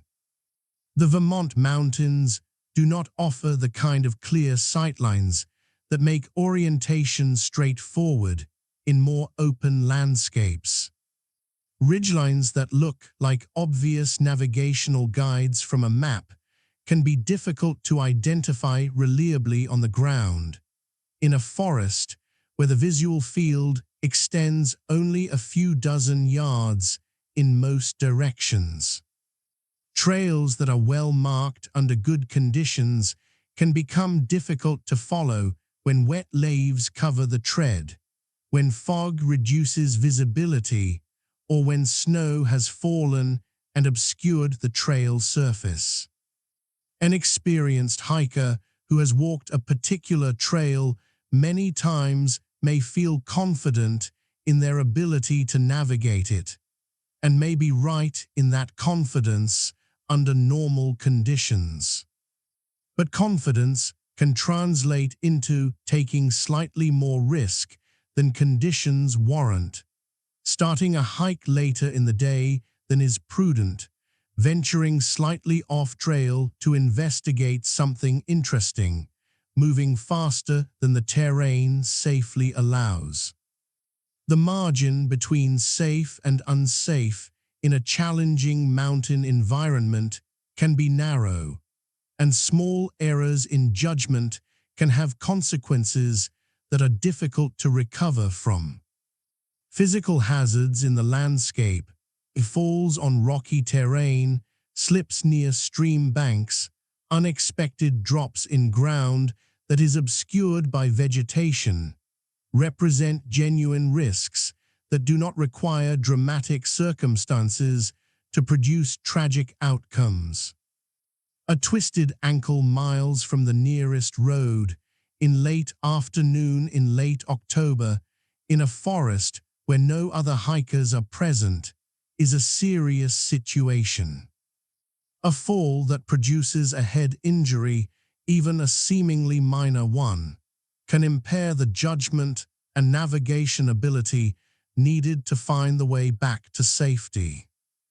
Cold water, as in the case of Frieda Langer, creates immediate physiological challenges that can cascade quickly into hypothermia and its associated cognitive impairment. The practical effect of hypothermia on a person's behavior is worth understanding in some detail, because it is relevant to several of the cases and to the general question of how people can become impossible to find in a landscape they entered under their own power.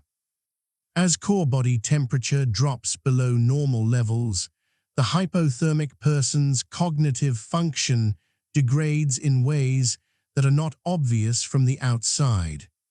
They may feel that they are making reasonable decisions when they are in fact becoming progressively less capable of accurate assessment. They may stop moving, seeking rest rather than shelter and warmth. In the later stages of hypothermia, a phenomenon sometimes called paradoxical undressing, in which a person removes clothing despite cold temperatures, is well documented medically, reflecting a disordered thermoregulatory response in the brain. And a person who has died of hypothermia may be found in a location and a posture that gives no obvious indication of what happened, simply because the dying process involved progressive incapacitation rather than a dramatic event. None of this is to say that hypothermia explains any specific case among the Bennington disappearances. It is to say that the physical realities of cold exposure in a mountain environment are consistent with outcomes that leave searchers and later investigators without clear evidence of what happened. Because the process of dying from cold in the forest does not necessarily leave distinctive physical evidence, and because the area in which a person in the later stages of hypothermia might come to rest is not predictable from their last known position. Alongside the documented historical cases and the geographic analysis that the landscape provides, a body of local folklore and later popular speculation has accumulated around the Glastenbury mountain area and the Bennington disappearances. This folklore is worth examining not as evidence of what happened to the missing people. It is not evidence of that, but as a cultural phenomenon in its own right, reflecting how communities process unexplained events and construct narratives to give them meaning. Some of the folklore associated with the Glastenbury area predates the 1940s disappearances, and its existence in the regional cultural landscape may have contributed to the readiness with which later storytellers found the area available for mysterious association. Stories about the mountain, about strange experiences in the surrounding forest, about unusual sights or sounds reported by hunters and hikers. These kinds of accounts attach themselves to remote and difficult landscapes in many parts of the country, and Vermont is no exception. The specific content of this older folklore as it relates to Glastenbury Mountain is not always easy to reconstruct with confidence from the available historical record.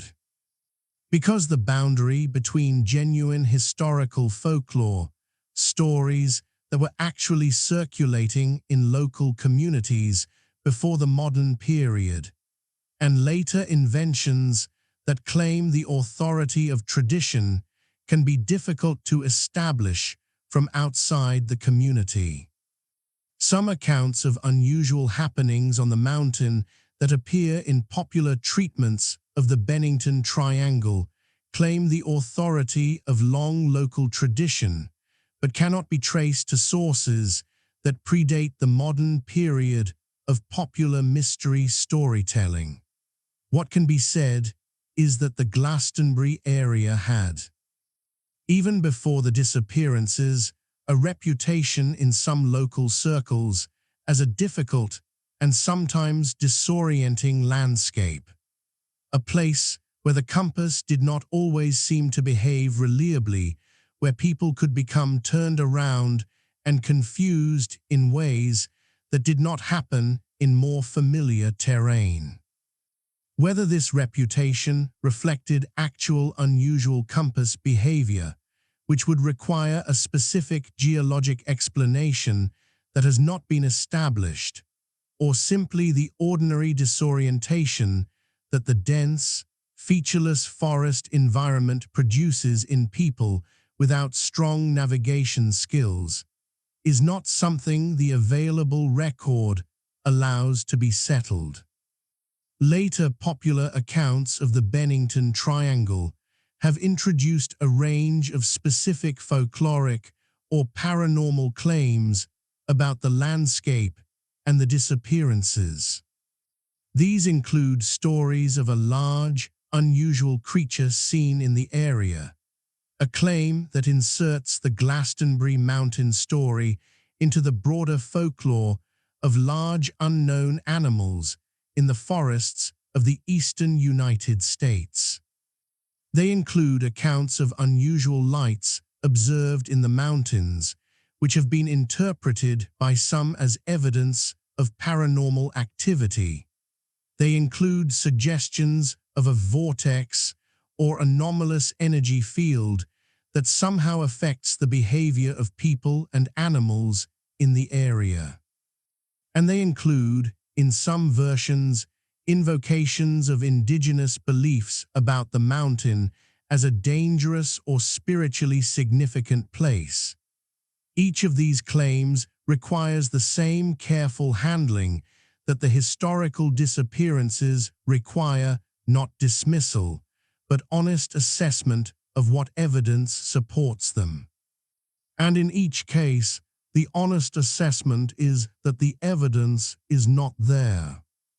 The stories of unusual creatures, unusual lights, and anomalous energy fields are anecdotal, accounts reported by individuals, without corroborating physical evidence, in a context where the expectation of unusual experience may itself shape what people report. The suggestion that these phenomena explain the disappearances is not supported by any chain of evidence connecting the reported phenomena to the cases themselves. The area of southwestern Vermont, including the mountains of the Glastenbury Range, falls within the broader territory that was home to Abenaki-speaking peoples for thousands of years before European contact. The Western Abenaki, a term used to describe a collection of related Algonquian-speaking groups who inhabited the interior of what is now Vermont, New Hampshire, and adjacent parts of New York and Canada, occupied this landscape and knew it in depth. Moving through its valleys and mountain terrain, across seasonal rounds of hunting, fishing, gathering, and in some areas cultivation. The archaeological record of human presence in Vermont extends back at least 12,000 years, to the period following the retreat of the glacial ice that had covered the region during the Pleistocene. The earliest peoples to enter the Vermont landscape after the ice were part of the broad Paleo-Indian cultural tradition that spread across North America as glacial conditions ended and new landscapes became available for human occupation. Their presence in the Vermont region is documented by characteristic stone tool types recovered at various locations across the state, and the early landscape they inhabited recently deglaciated. With a different forest composition and different animal communities than the Vermont of later periods, was the beginning of a very long human history in this part of New England. Over the subsequent millennia, the human communities of Vermont developed through a succession of cultural periods, archaic, woodland, and into the contact period, that are defined by archaeologists on the basis of changing material culture, subsistence strategies, and social organization. The specific history of human occupation in the southwestern corner of Vermont, including the Glastenbury mountain area, is less completely documented archaeologically than some other parts of the state. Partly because the difficult terrain and relatively thin soils of the mountain environment preserve archaeological evidence less well than lowland riverine settings, and partly because the remote character of the area has made systematic archaeological survey less complete than in more accessible landscapes. What is established is that the Abenaki peoples knew the mountains of southwestern Vermont and moved through them as part of their broader territorial use of the landscape. Mountain passes and river valleys served as routes of travel through terrain that was challenging but not impassable, and the resources of the mountain environment, game, fish, plant foods, and materials for tool making, were part of the subsistence economy of the regional population. Some popular accounts of the Bennington Triangle have claimed that indigenous peoples avoided Glastenbury Mountains specifically, treating it as a dangerous or spiritually forbidden place, and that this avoidance reflects knowledge of the mountain's unusual properties.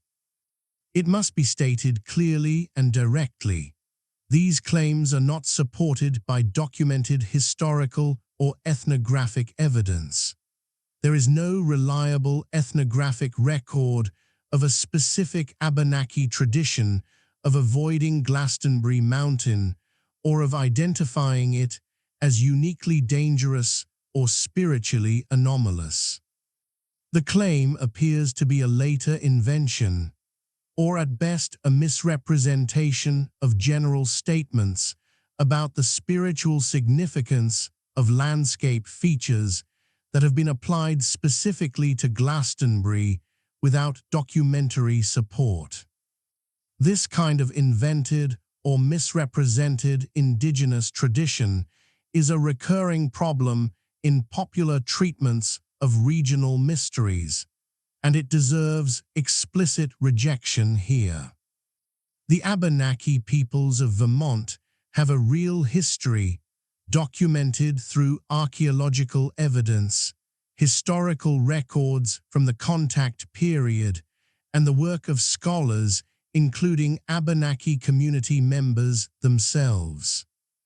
That real history deserves to be represented honestly, not appropriated as atmospheric background for a mystery narrative that has nothing to do with actual indigenous experience or belief. Attributing to indigenous peoples a specific fear or avoidance of a landscape feature without documentary support is both historically irresponsible and disrespectful to living communities whose ancestors are being misrepresented. The genuine indigenous history of the southwestern Vermont landscape is interesting on its own terms. A long and complex human occupation of a challenging but resource-rich mountain environment, carried out by people whose knowledge of that landscape was deep and practical, and whose cultural relationship with it was rich and specific.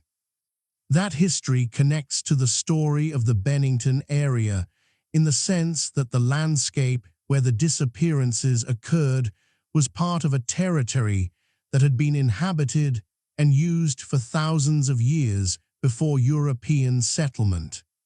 But the connection is one of historical context, not of mysterious tradition or spiritual warning.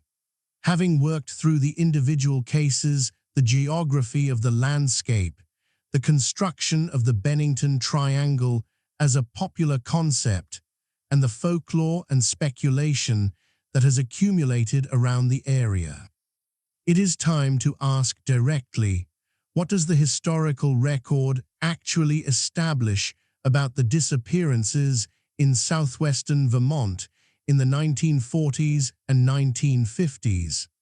The historical record establishes the following with reasonable confidence. 5 people disappeared in the area of southwestern Vermont, primarily in and around the Glastenbury mountain landscape, between November of 1945 and October of 1950. None of the 5 cases was definitively solved. No explanation of what happened to any of the missing people was established through investigation or recovered evidence. One of the 5 missing people, Frieda Langer, was eventually found, but the condition of her remains did not allow a cause of death to be determined. The other 4 were never found. The historical record establishes that all 5 disappearances occurred in a landscape with genuine physical characteristics that create real hazards for people moving through it. Remoteness, dense forest, challenging terrain, rapidly changing and often severe weather conditions, and the early darkness of late autumn and winter days. The searches conducted for the missing people were constrained by the technology and resources available in the mid-20th century, and the failure to find the missing people or definitive evidence of what happened to them is consistent with the ordinary limitations of wilderness search and rescue under those conditions. The historical record does not establish any of the following: a paranormal explanation for the disappearances, a common cause connecting all 5 cases, a specific unusual property of the landscape that makes it anomalous in comparison to other wilderness areas, a pattern of avoidance by indigenous peoples based on knowledge of the areas, dangers the existence of any creature force or phenomenon that cannot be accounted for within ordinary natural or human terms, or any official or scientific recognition of the Bennington Triangle as a defined geographic or anomalous zone. The historical record leaves genuinely open the question of what specifically happened to each of the missing people. The honest position is that we do not know. We have plausible frameworks, the physical challenges of the landscape, the hazards of late-season mountain conditions, the possibility of falls or medical events or exposure, but we cannot, from the available evidence, reconstruct the specific sequence of events that ended with 5 people gone from the world without trace or explanation. That genuine uncertainty is the actual mystery of the Bennington area disappearances, and it is more honest and more interesting than any invented explanation.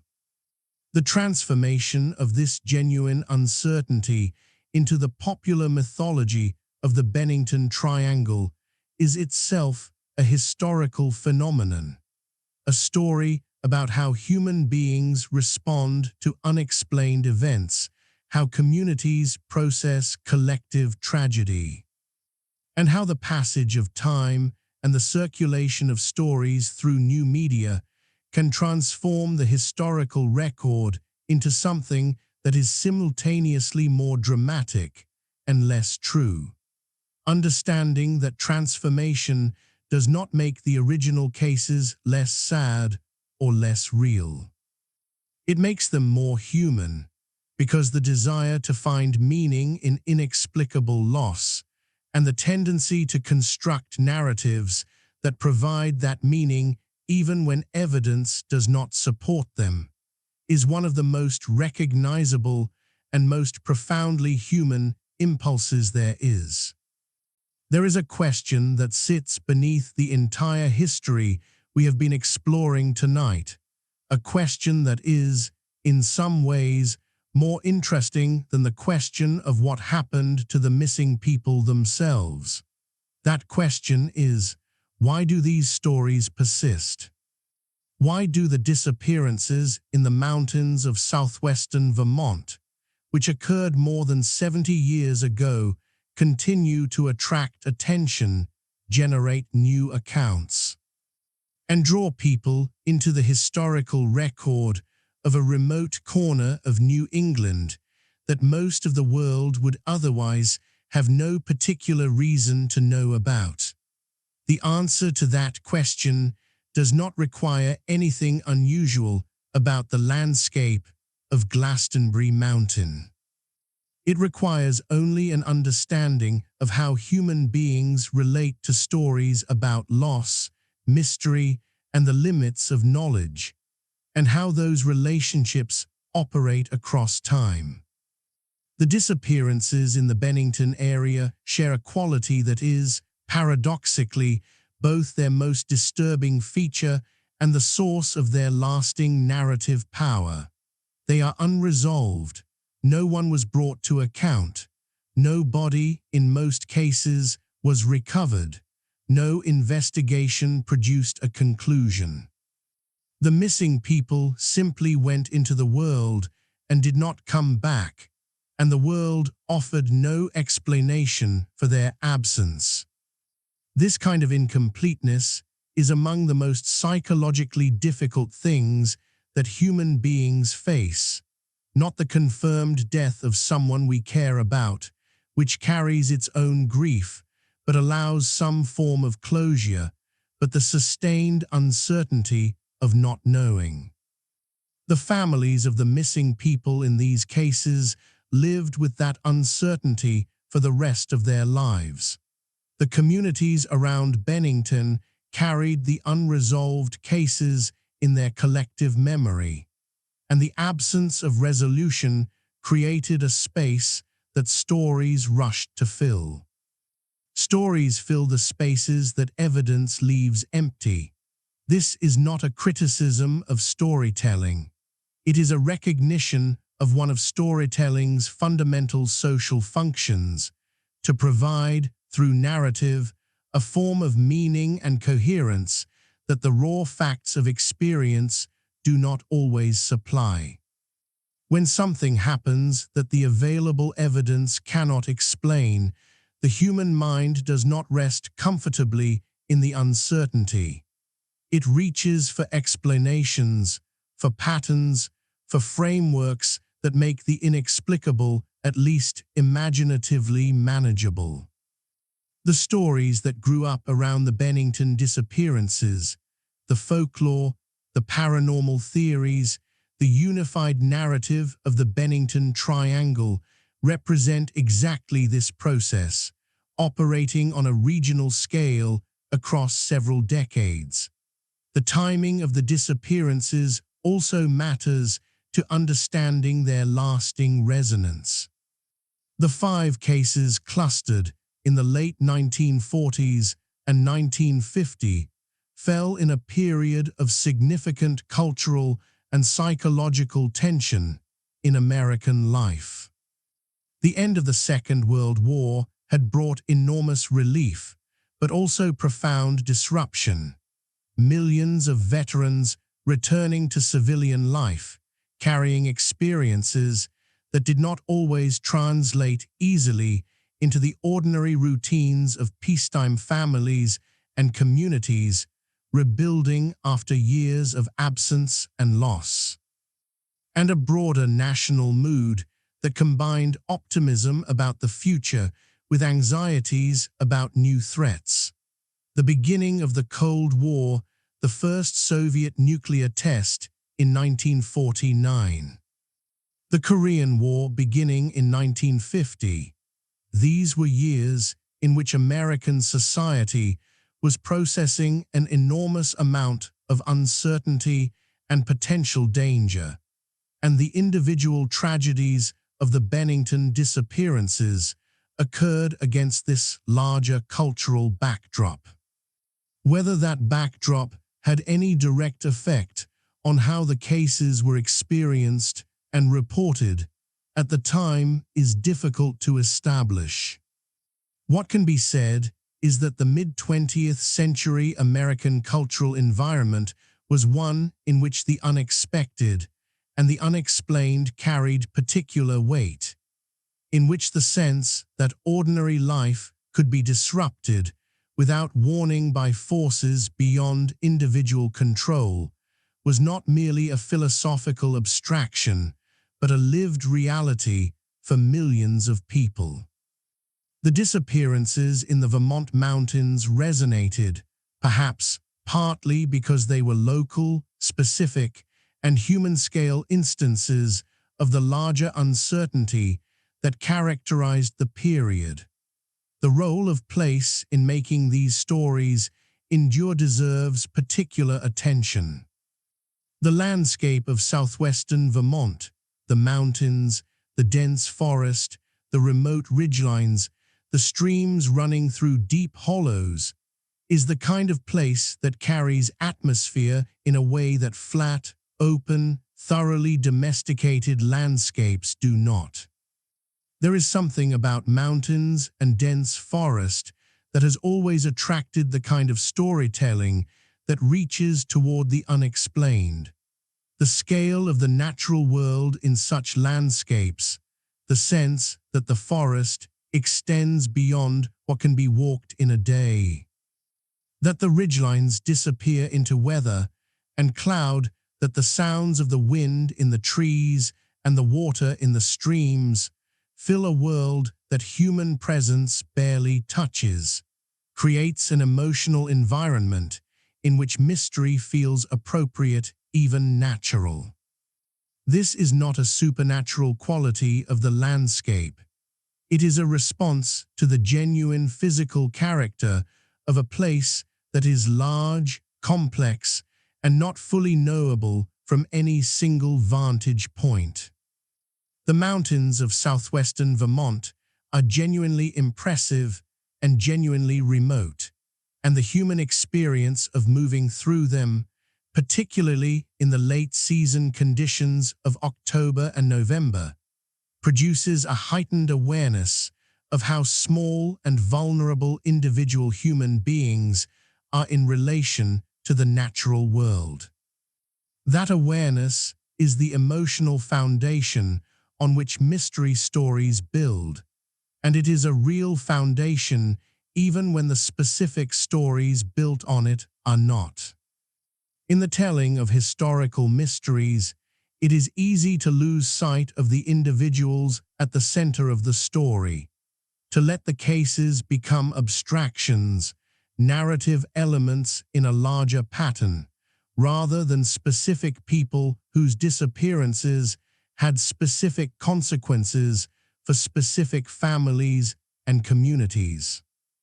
The Bennington disappearances were, before they were anything else, human tragedies, and the experience of the families left behind deserves more than a sentence or two within a larger discussion of geography and folklore.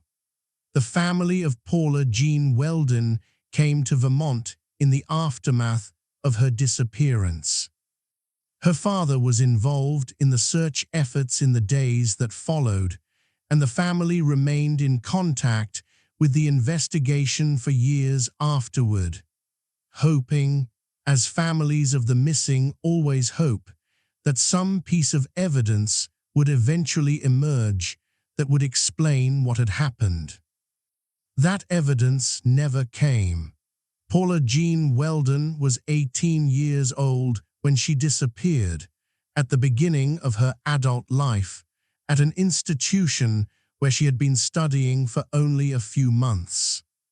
Whatever she might have become, whatever the arc of her life might have traced, was simply cut off, not by any explanation the world provided, but by an absence that was never filled. The family of Midi Rivers lost a 74-year-old man who knew the mountains he entered better than most people who walked in them. His knowledge and his experience were not sufficient to bring him back. The people who had gone into those forests with him, who returned without him, carried the weight of that outcome. In close-knit rural communities, the disappearance of a well-known local figure, a guide, a hunter, someone whose presence in the landscape was familiar and trusted, leaves a particular kind of gap in the social fabric. Paul Jepson was 8 years old. His mother was with him before he wandered into the trees. The experience of a parent losing sight of a child in a forested landscape, and then finding the child simply gone, not injured nearby, not a short distance away, but gone in a way that the most sustained search effort cannot reverse, is one of the most acutely painful experiences in the human catalogue. The historical record does not give us detailed access to the Jepson family's experience of what followed, and it would not be appropriate to invent what cannot be documented.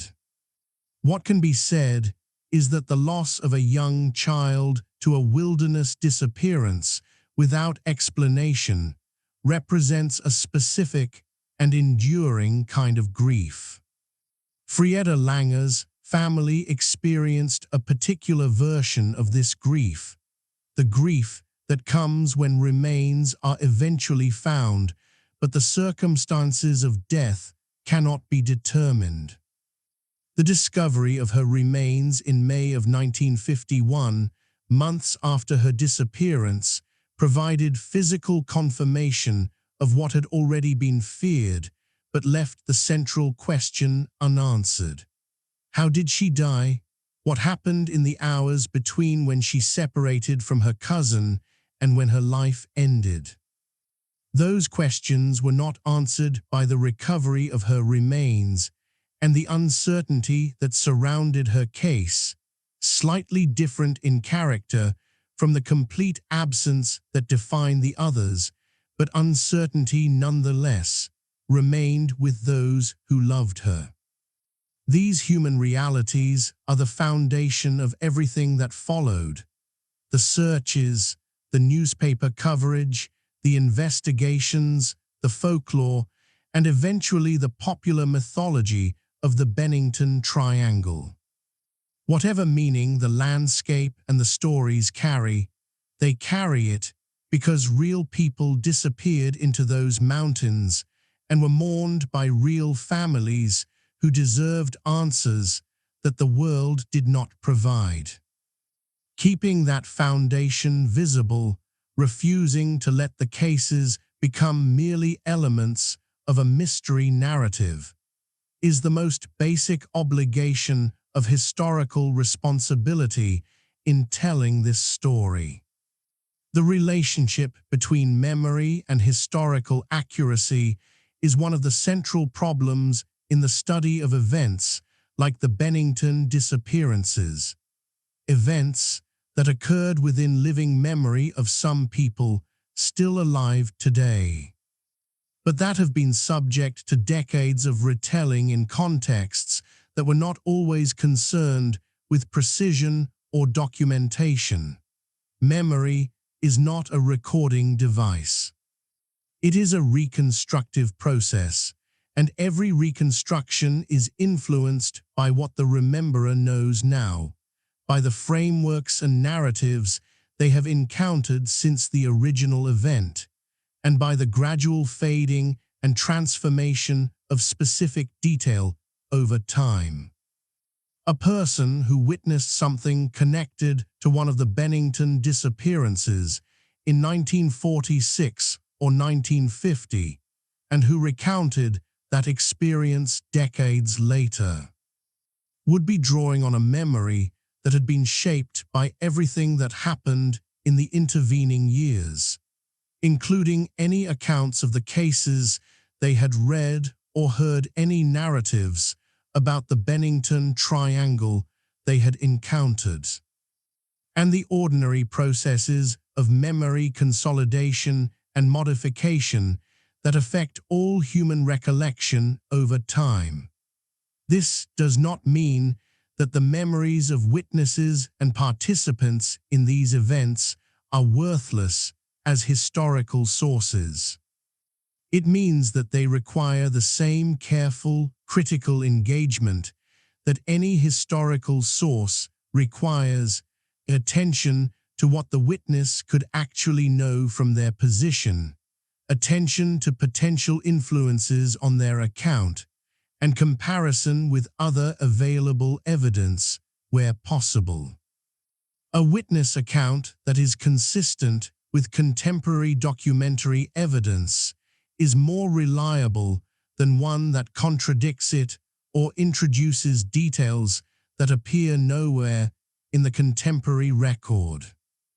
The contemporary newspaper accounts from Vermont in the period of the disappearances represent some of the most reliable available sources for reconstructing the basic facts of each case, because they were produced close in time to the events they describe, and because the reporters who wrote them were, in most cases, attempting to report what was actually known rather than to construct a particular narrative. These accounts have their own limitations. They reflect what investigators and witnesses chose to share with reporters. They are shaped by the conventions of journalism in that period, and they may have omitted details that seemed unimportant at the time, but that would be significant in retrospect. But they provide a baseline of documented fact against which later accounts can be measured. The divergence between what the contemporary record shows and what later popular accounts describe is itself a historical phenomenon worth studying. In some cases, the divergence is minor. Later accounts add detail or emphasis that was not in the contemporary coverage, but that does not fundamentally contradict it. In other cases, the divergence is more significant. Details appear in popular accounts that cannot be traced to any contemporary source, or that appear to have been introduced through a process of storytelling elaboration rather than from any actual evidence. Identifying these divergences and being honest about what they imply for the reliability of popular accounts is part of responsible historical analysis. The process of divergence between historical record and popular account is not unique to the Bennington Triangle. It is characteristic of the folklore of unexplained events more broadly, and it operates through mechanisms that are well understood. A story told repeatedly in slightly different contexts will gradually accumulate details, specific details that make the story more vivid, more complete, more satisfying as a narrative. These details may begin as inferences or speculations that are clearly labeled as such. But over time, the labels fade and the inferences become part of the story's accepted content. Contradictory or qualifying details may be dropped because they complicate the narrative and reduce its impact. The overall effect is a story that becomes progressively more coherent and dramatically complete as it moves further from its origins, and progressively less accurate as a representation of what the original evidence showed. Understanding this process does not require assuming bad faith on anyone's part. Most of the people who have told and retold the Bennington stories over the decades were genuinely interested in the history and genuinely curious about the unresolved questions. The process of divergence happens through ordinary storytelling mechanisms, not through deliberate falsification. But the result is a body of popular content about the Bennington Triangle that, at its less careful end, bears a complicated and sometimes strained relationship to the actual historical record, and that requires critical engagement rather than uncritical acceptance. The Glastenbury mountain that exists today is, in its physical essentials, the same mountain that people entered in the 1940s and 1950s. The geological structure that underlies it is unchanged. The forest that covers it is, if anything, more mature and more complete than the second-growth forest of the post-war period, as the decades of recovery from earlier logging have allowed the trees to grow larger and the canopy to close more completely. The streams that flow through the mountain's hollows follow the same paths they followed when searchers walked beside them looking for people who were not there. The long trail still passes through the area. Hikers who walk it today move through a landscape that is, in its fundamental physical character, the landscape that is at the center of this documentary's story.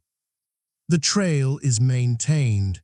The Green Mountain Club continues its work of keeping the route passable and marked, and the shelters along the trail provide the same kind of basic refuge that they provided to hikers in the 1940s.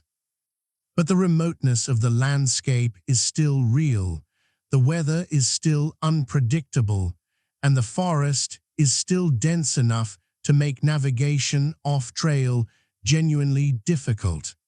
What has changed is the technology available to people moving through the landscape. A hiker today carries a mobile phone with GPS capability that can establish their position with precision and communicate that position to rescuers if necessary. They may carry a dedicated GPS device, a personal locator beacon, or other technology that was not available to the people who disappeared in the 1940s and 1950s. The search and rescue infrastructure available to respond to emergencies in the Vermont mountains has also advanced significantly, with better trained and better equipped teams, better aerial search technology, and better coordination systems than existed in the post-war period. These technological and institutional advances mean that the specific combination of circumstances that contributed to the unresolved nature of the Bennington disappearances, the difficulty of searching comprehensively in dense mountain terrain with mid-20th century resources, is somewhat less acute today than it was then. People still go missing in the Vermont mountains, and not all of those cases are resolved quickly or completely. But the baseline probability of an unresolved disappearance in circumstances similar to those of the 1940s cases is lower today than it was then, simply because the tools available to searchers and to the missing people themselves are better. This observation does not retroactively solve any of the Bennington cases. It is offered simply as context for understanding how the specific historical moment of the late 1940s, with its particular technology, its particular institutional infrastructure, and its particular landscape character, contributed to the outcomes that made those cases memorable. Different circumstances might have produced different outcomes, not because anything unusual was happening in the Vermont mountains, but because the capacity to find and assist people in difficulty in remote terrain was genuinely more limited than it later became. The mountain does not know the stories that have been told about it. The trees do not remember the searchers who walked beneath them. The streams that run through the hollows are indifferent to the questions that have accumulated around the landscape over the past 70 years. Whatever happened in those forests, to those people, in those late autumn days of the 1940s and 1950s, is held now only in the historical record, incomplete and imperfect as that record is, and in the memory of the families and communities that were directly affected. As this documentary approaches its final chapters, it seems right to be direct about what remains genuinely unknown, not as a concession to mystery for mystery's sake, but as an honest acknowledgement of the limits of what historical inquiry can establish. We do not know what happened to Midi Rivers in the mountains of southwestern Vermont in November of 1945. We do not know why an experienced local hunter, familiar with the landscape, separated from the group he was leading and was never found. The physical evidence recovered during the search, the single rifle shell, told investigators nothing definitive. No remains were ever located. The case is, in the most fundamental sense, without resolution. We do not know what happened to Paula Jean Weldon on the Long Trail on December 1, 1946. We do not know whether she left the trail intentionally or accidentally. We do not know what direction she moved in after the witnesses last saw her. We do not know whether she experienced a medical emergency, an injury, disorientation in the failing light, or some other circumstance that led to an outcome from which she could not recover.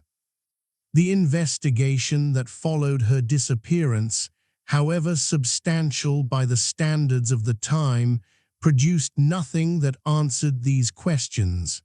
She was not found, and she has not been found. We do not know, with the confidence that reliable contemporary documentation would provide, the precise circumstances of James Tedford's disappearance in December of 1949. The details of his case that appear in popular accounts are less thoroughly grounded in primary contemporary sources than those of some of the other cases, and the appropriate response to that uncertainty is to acknowledge it rather than to accept the popular account uncritically. We do not know what happened to Paul Jepson after he walked away from the area where his mother was working in October of 1950.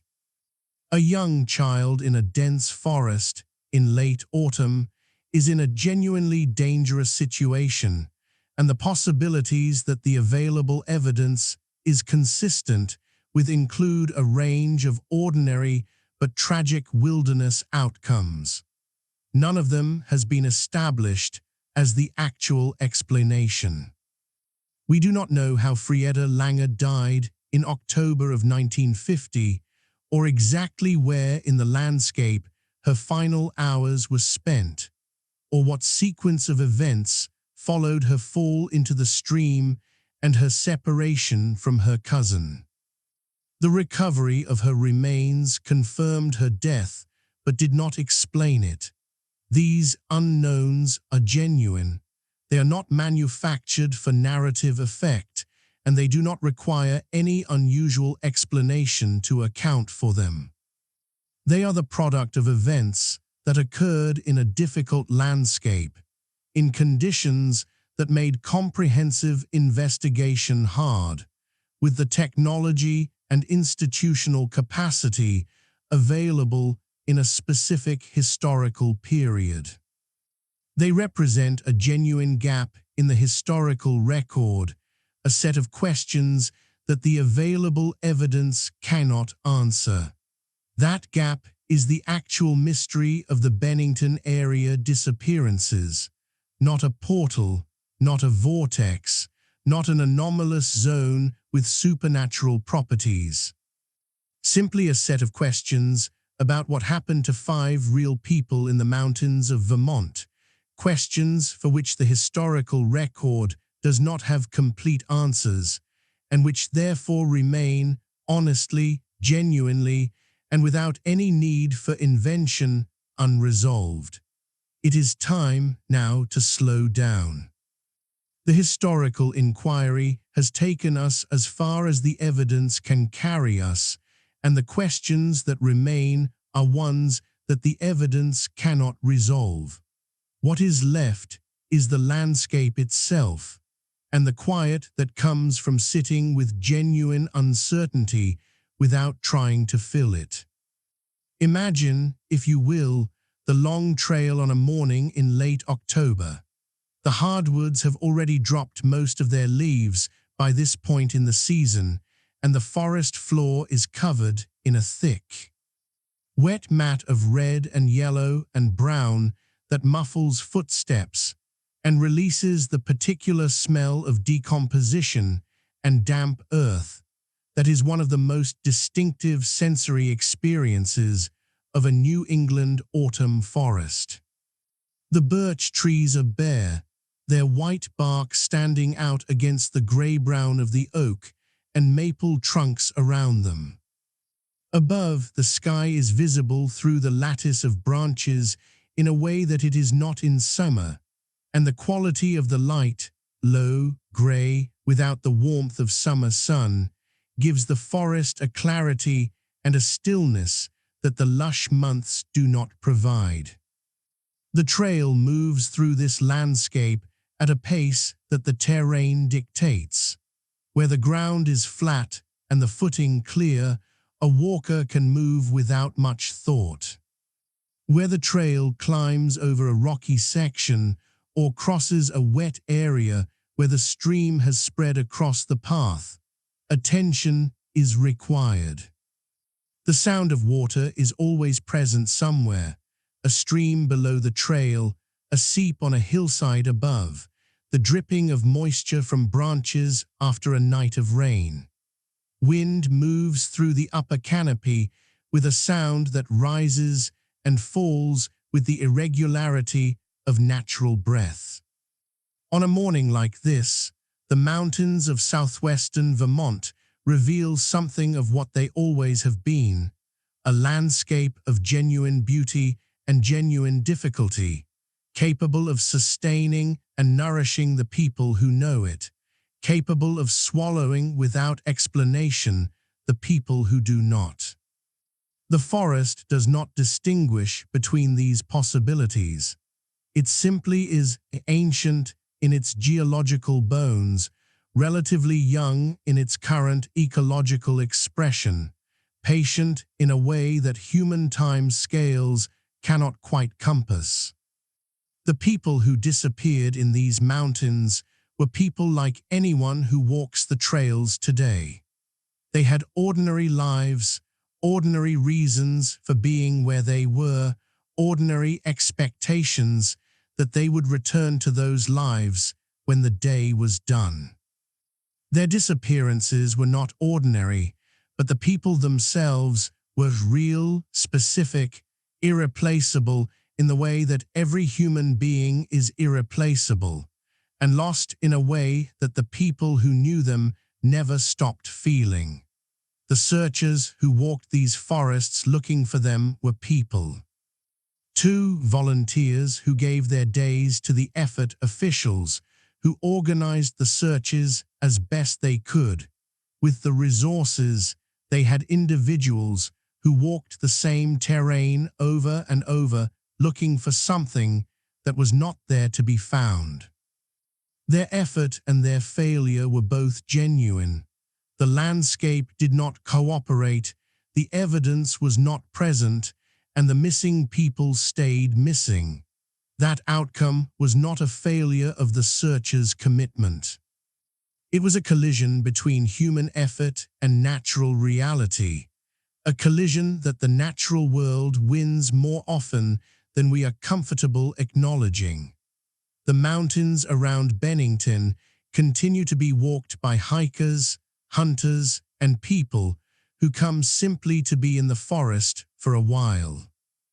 The long trail through the Glastenbury area carries its regular traffic of through hikers and day visitors who may or may not know anything about the history that has accumulated around this particular stretch of the Vermont highlands. For most of them, it is simply a beautiful and demanding trail through a beautiful and demanding landscape, and that is an entirely sufficient reason to be there. The Bennington Triangle, as a popular concept, continues to circulate in the cultural spaces where regional mysteries are discussed and debated.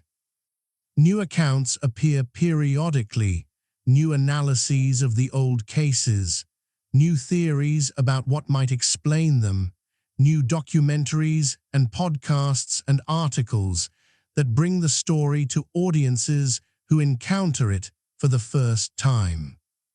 The framework of the Bennington Triangle shapes how most of these accounts approach the material, and the mythology that has built up around the cases continues to shape public understanding of what happened in those mountains in the post-war years.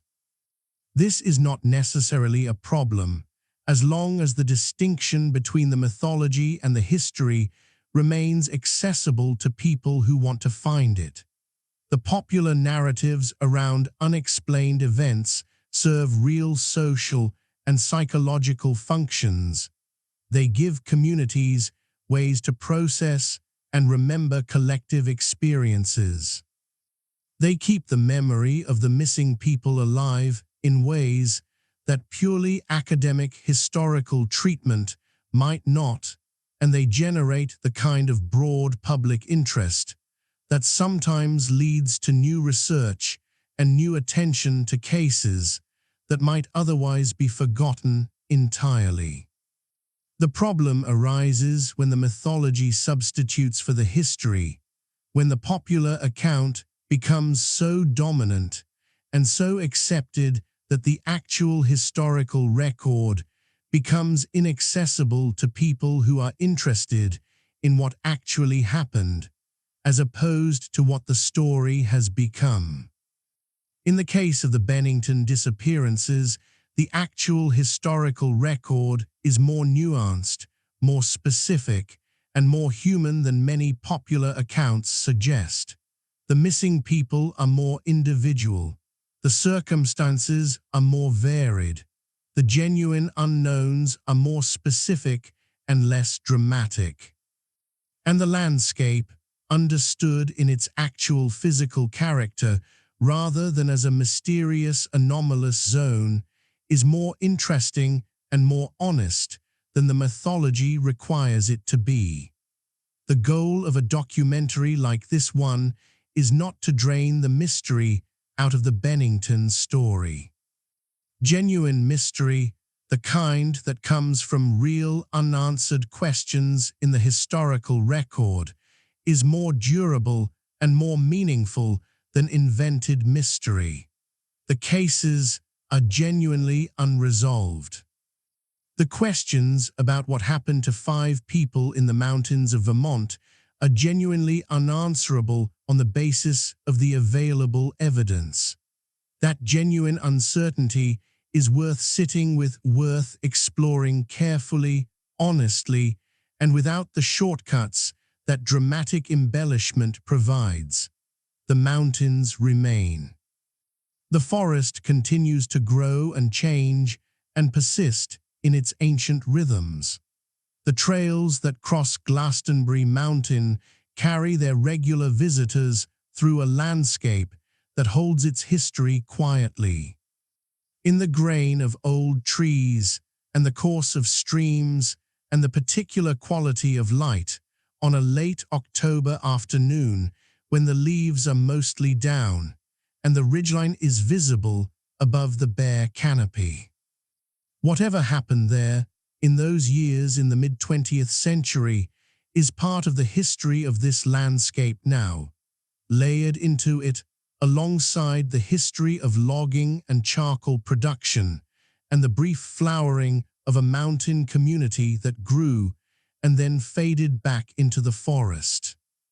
There is a quality to the Vermont mountains in the quiet weeks of late autumn, after the leaf peepers have gone and before the ski season has begun, that is unlike any other time of year. The roads through the mountain passes are largely empty. The trailhead parking areas have only a vehicle or two on most days. Hunters, mostly, or the dedicated hikers who prefer the solitude of the off-season to the company of summer. The mountains themselves are in a state of preparation. Bare and still, the forest floor visible through the absent canopy in a way that it will not be again until spring. The streams running clear and cold between banks that will soon be locked in ice. In this season, more than any other, it is possible to understand something of the experience of searching for a missing person in these forests. The landscape that feels manageable in summer, warm, green, familiar in its abundance, reveals its actual scale and its actual indifference in these late months. The distances between landmarks feel longer when the trail is not well traveled. The sounds carry further in the cold, clear air, but there is nothing to hear except the wind and the water and the occasional call of a bird that has stayed for the winter. A person in trouble here would need to make a great deal of noise to be heard, and the sound would travel only so far before the forest absorbed it. This is not a frightening landscape.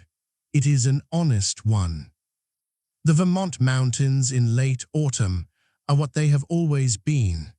A natural world operating according to its own rules, indifferent to human plans and human needs in the particular way that the natural world is always indifferent, but also beautiful and specific and real in ways that no amount of mythology or embellishment can improve upon.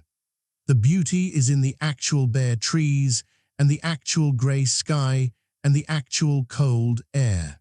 The mystery is in the actual questions that the historical record cannot answer.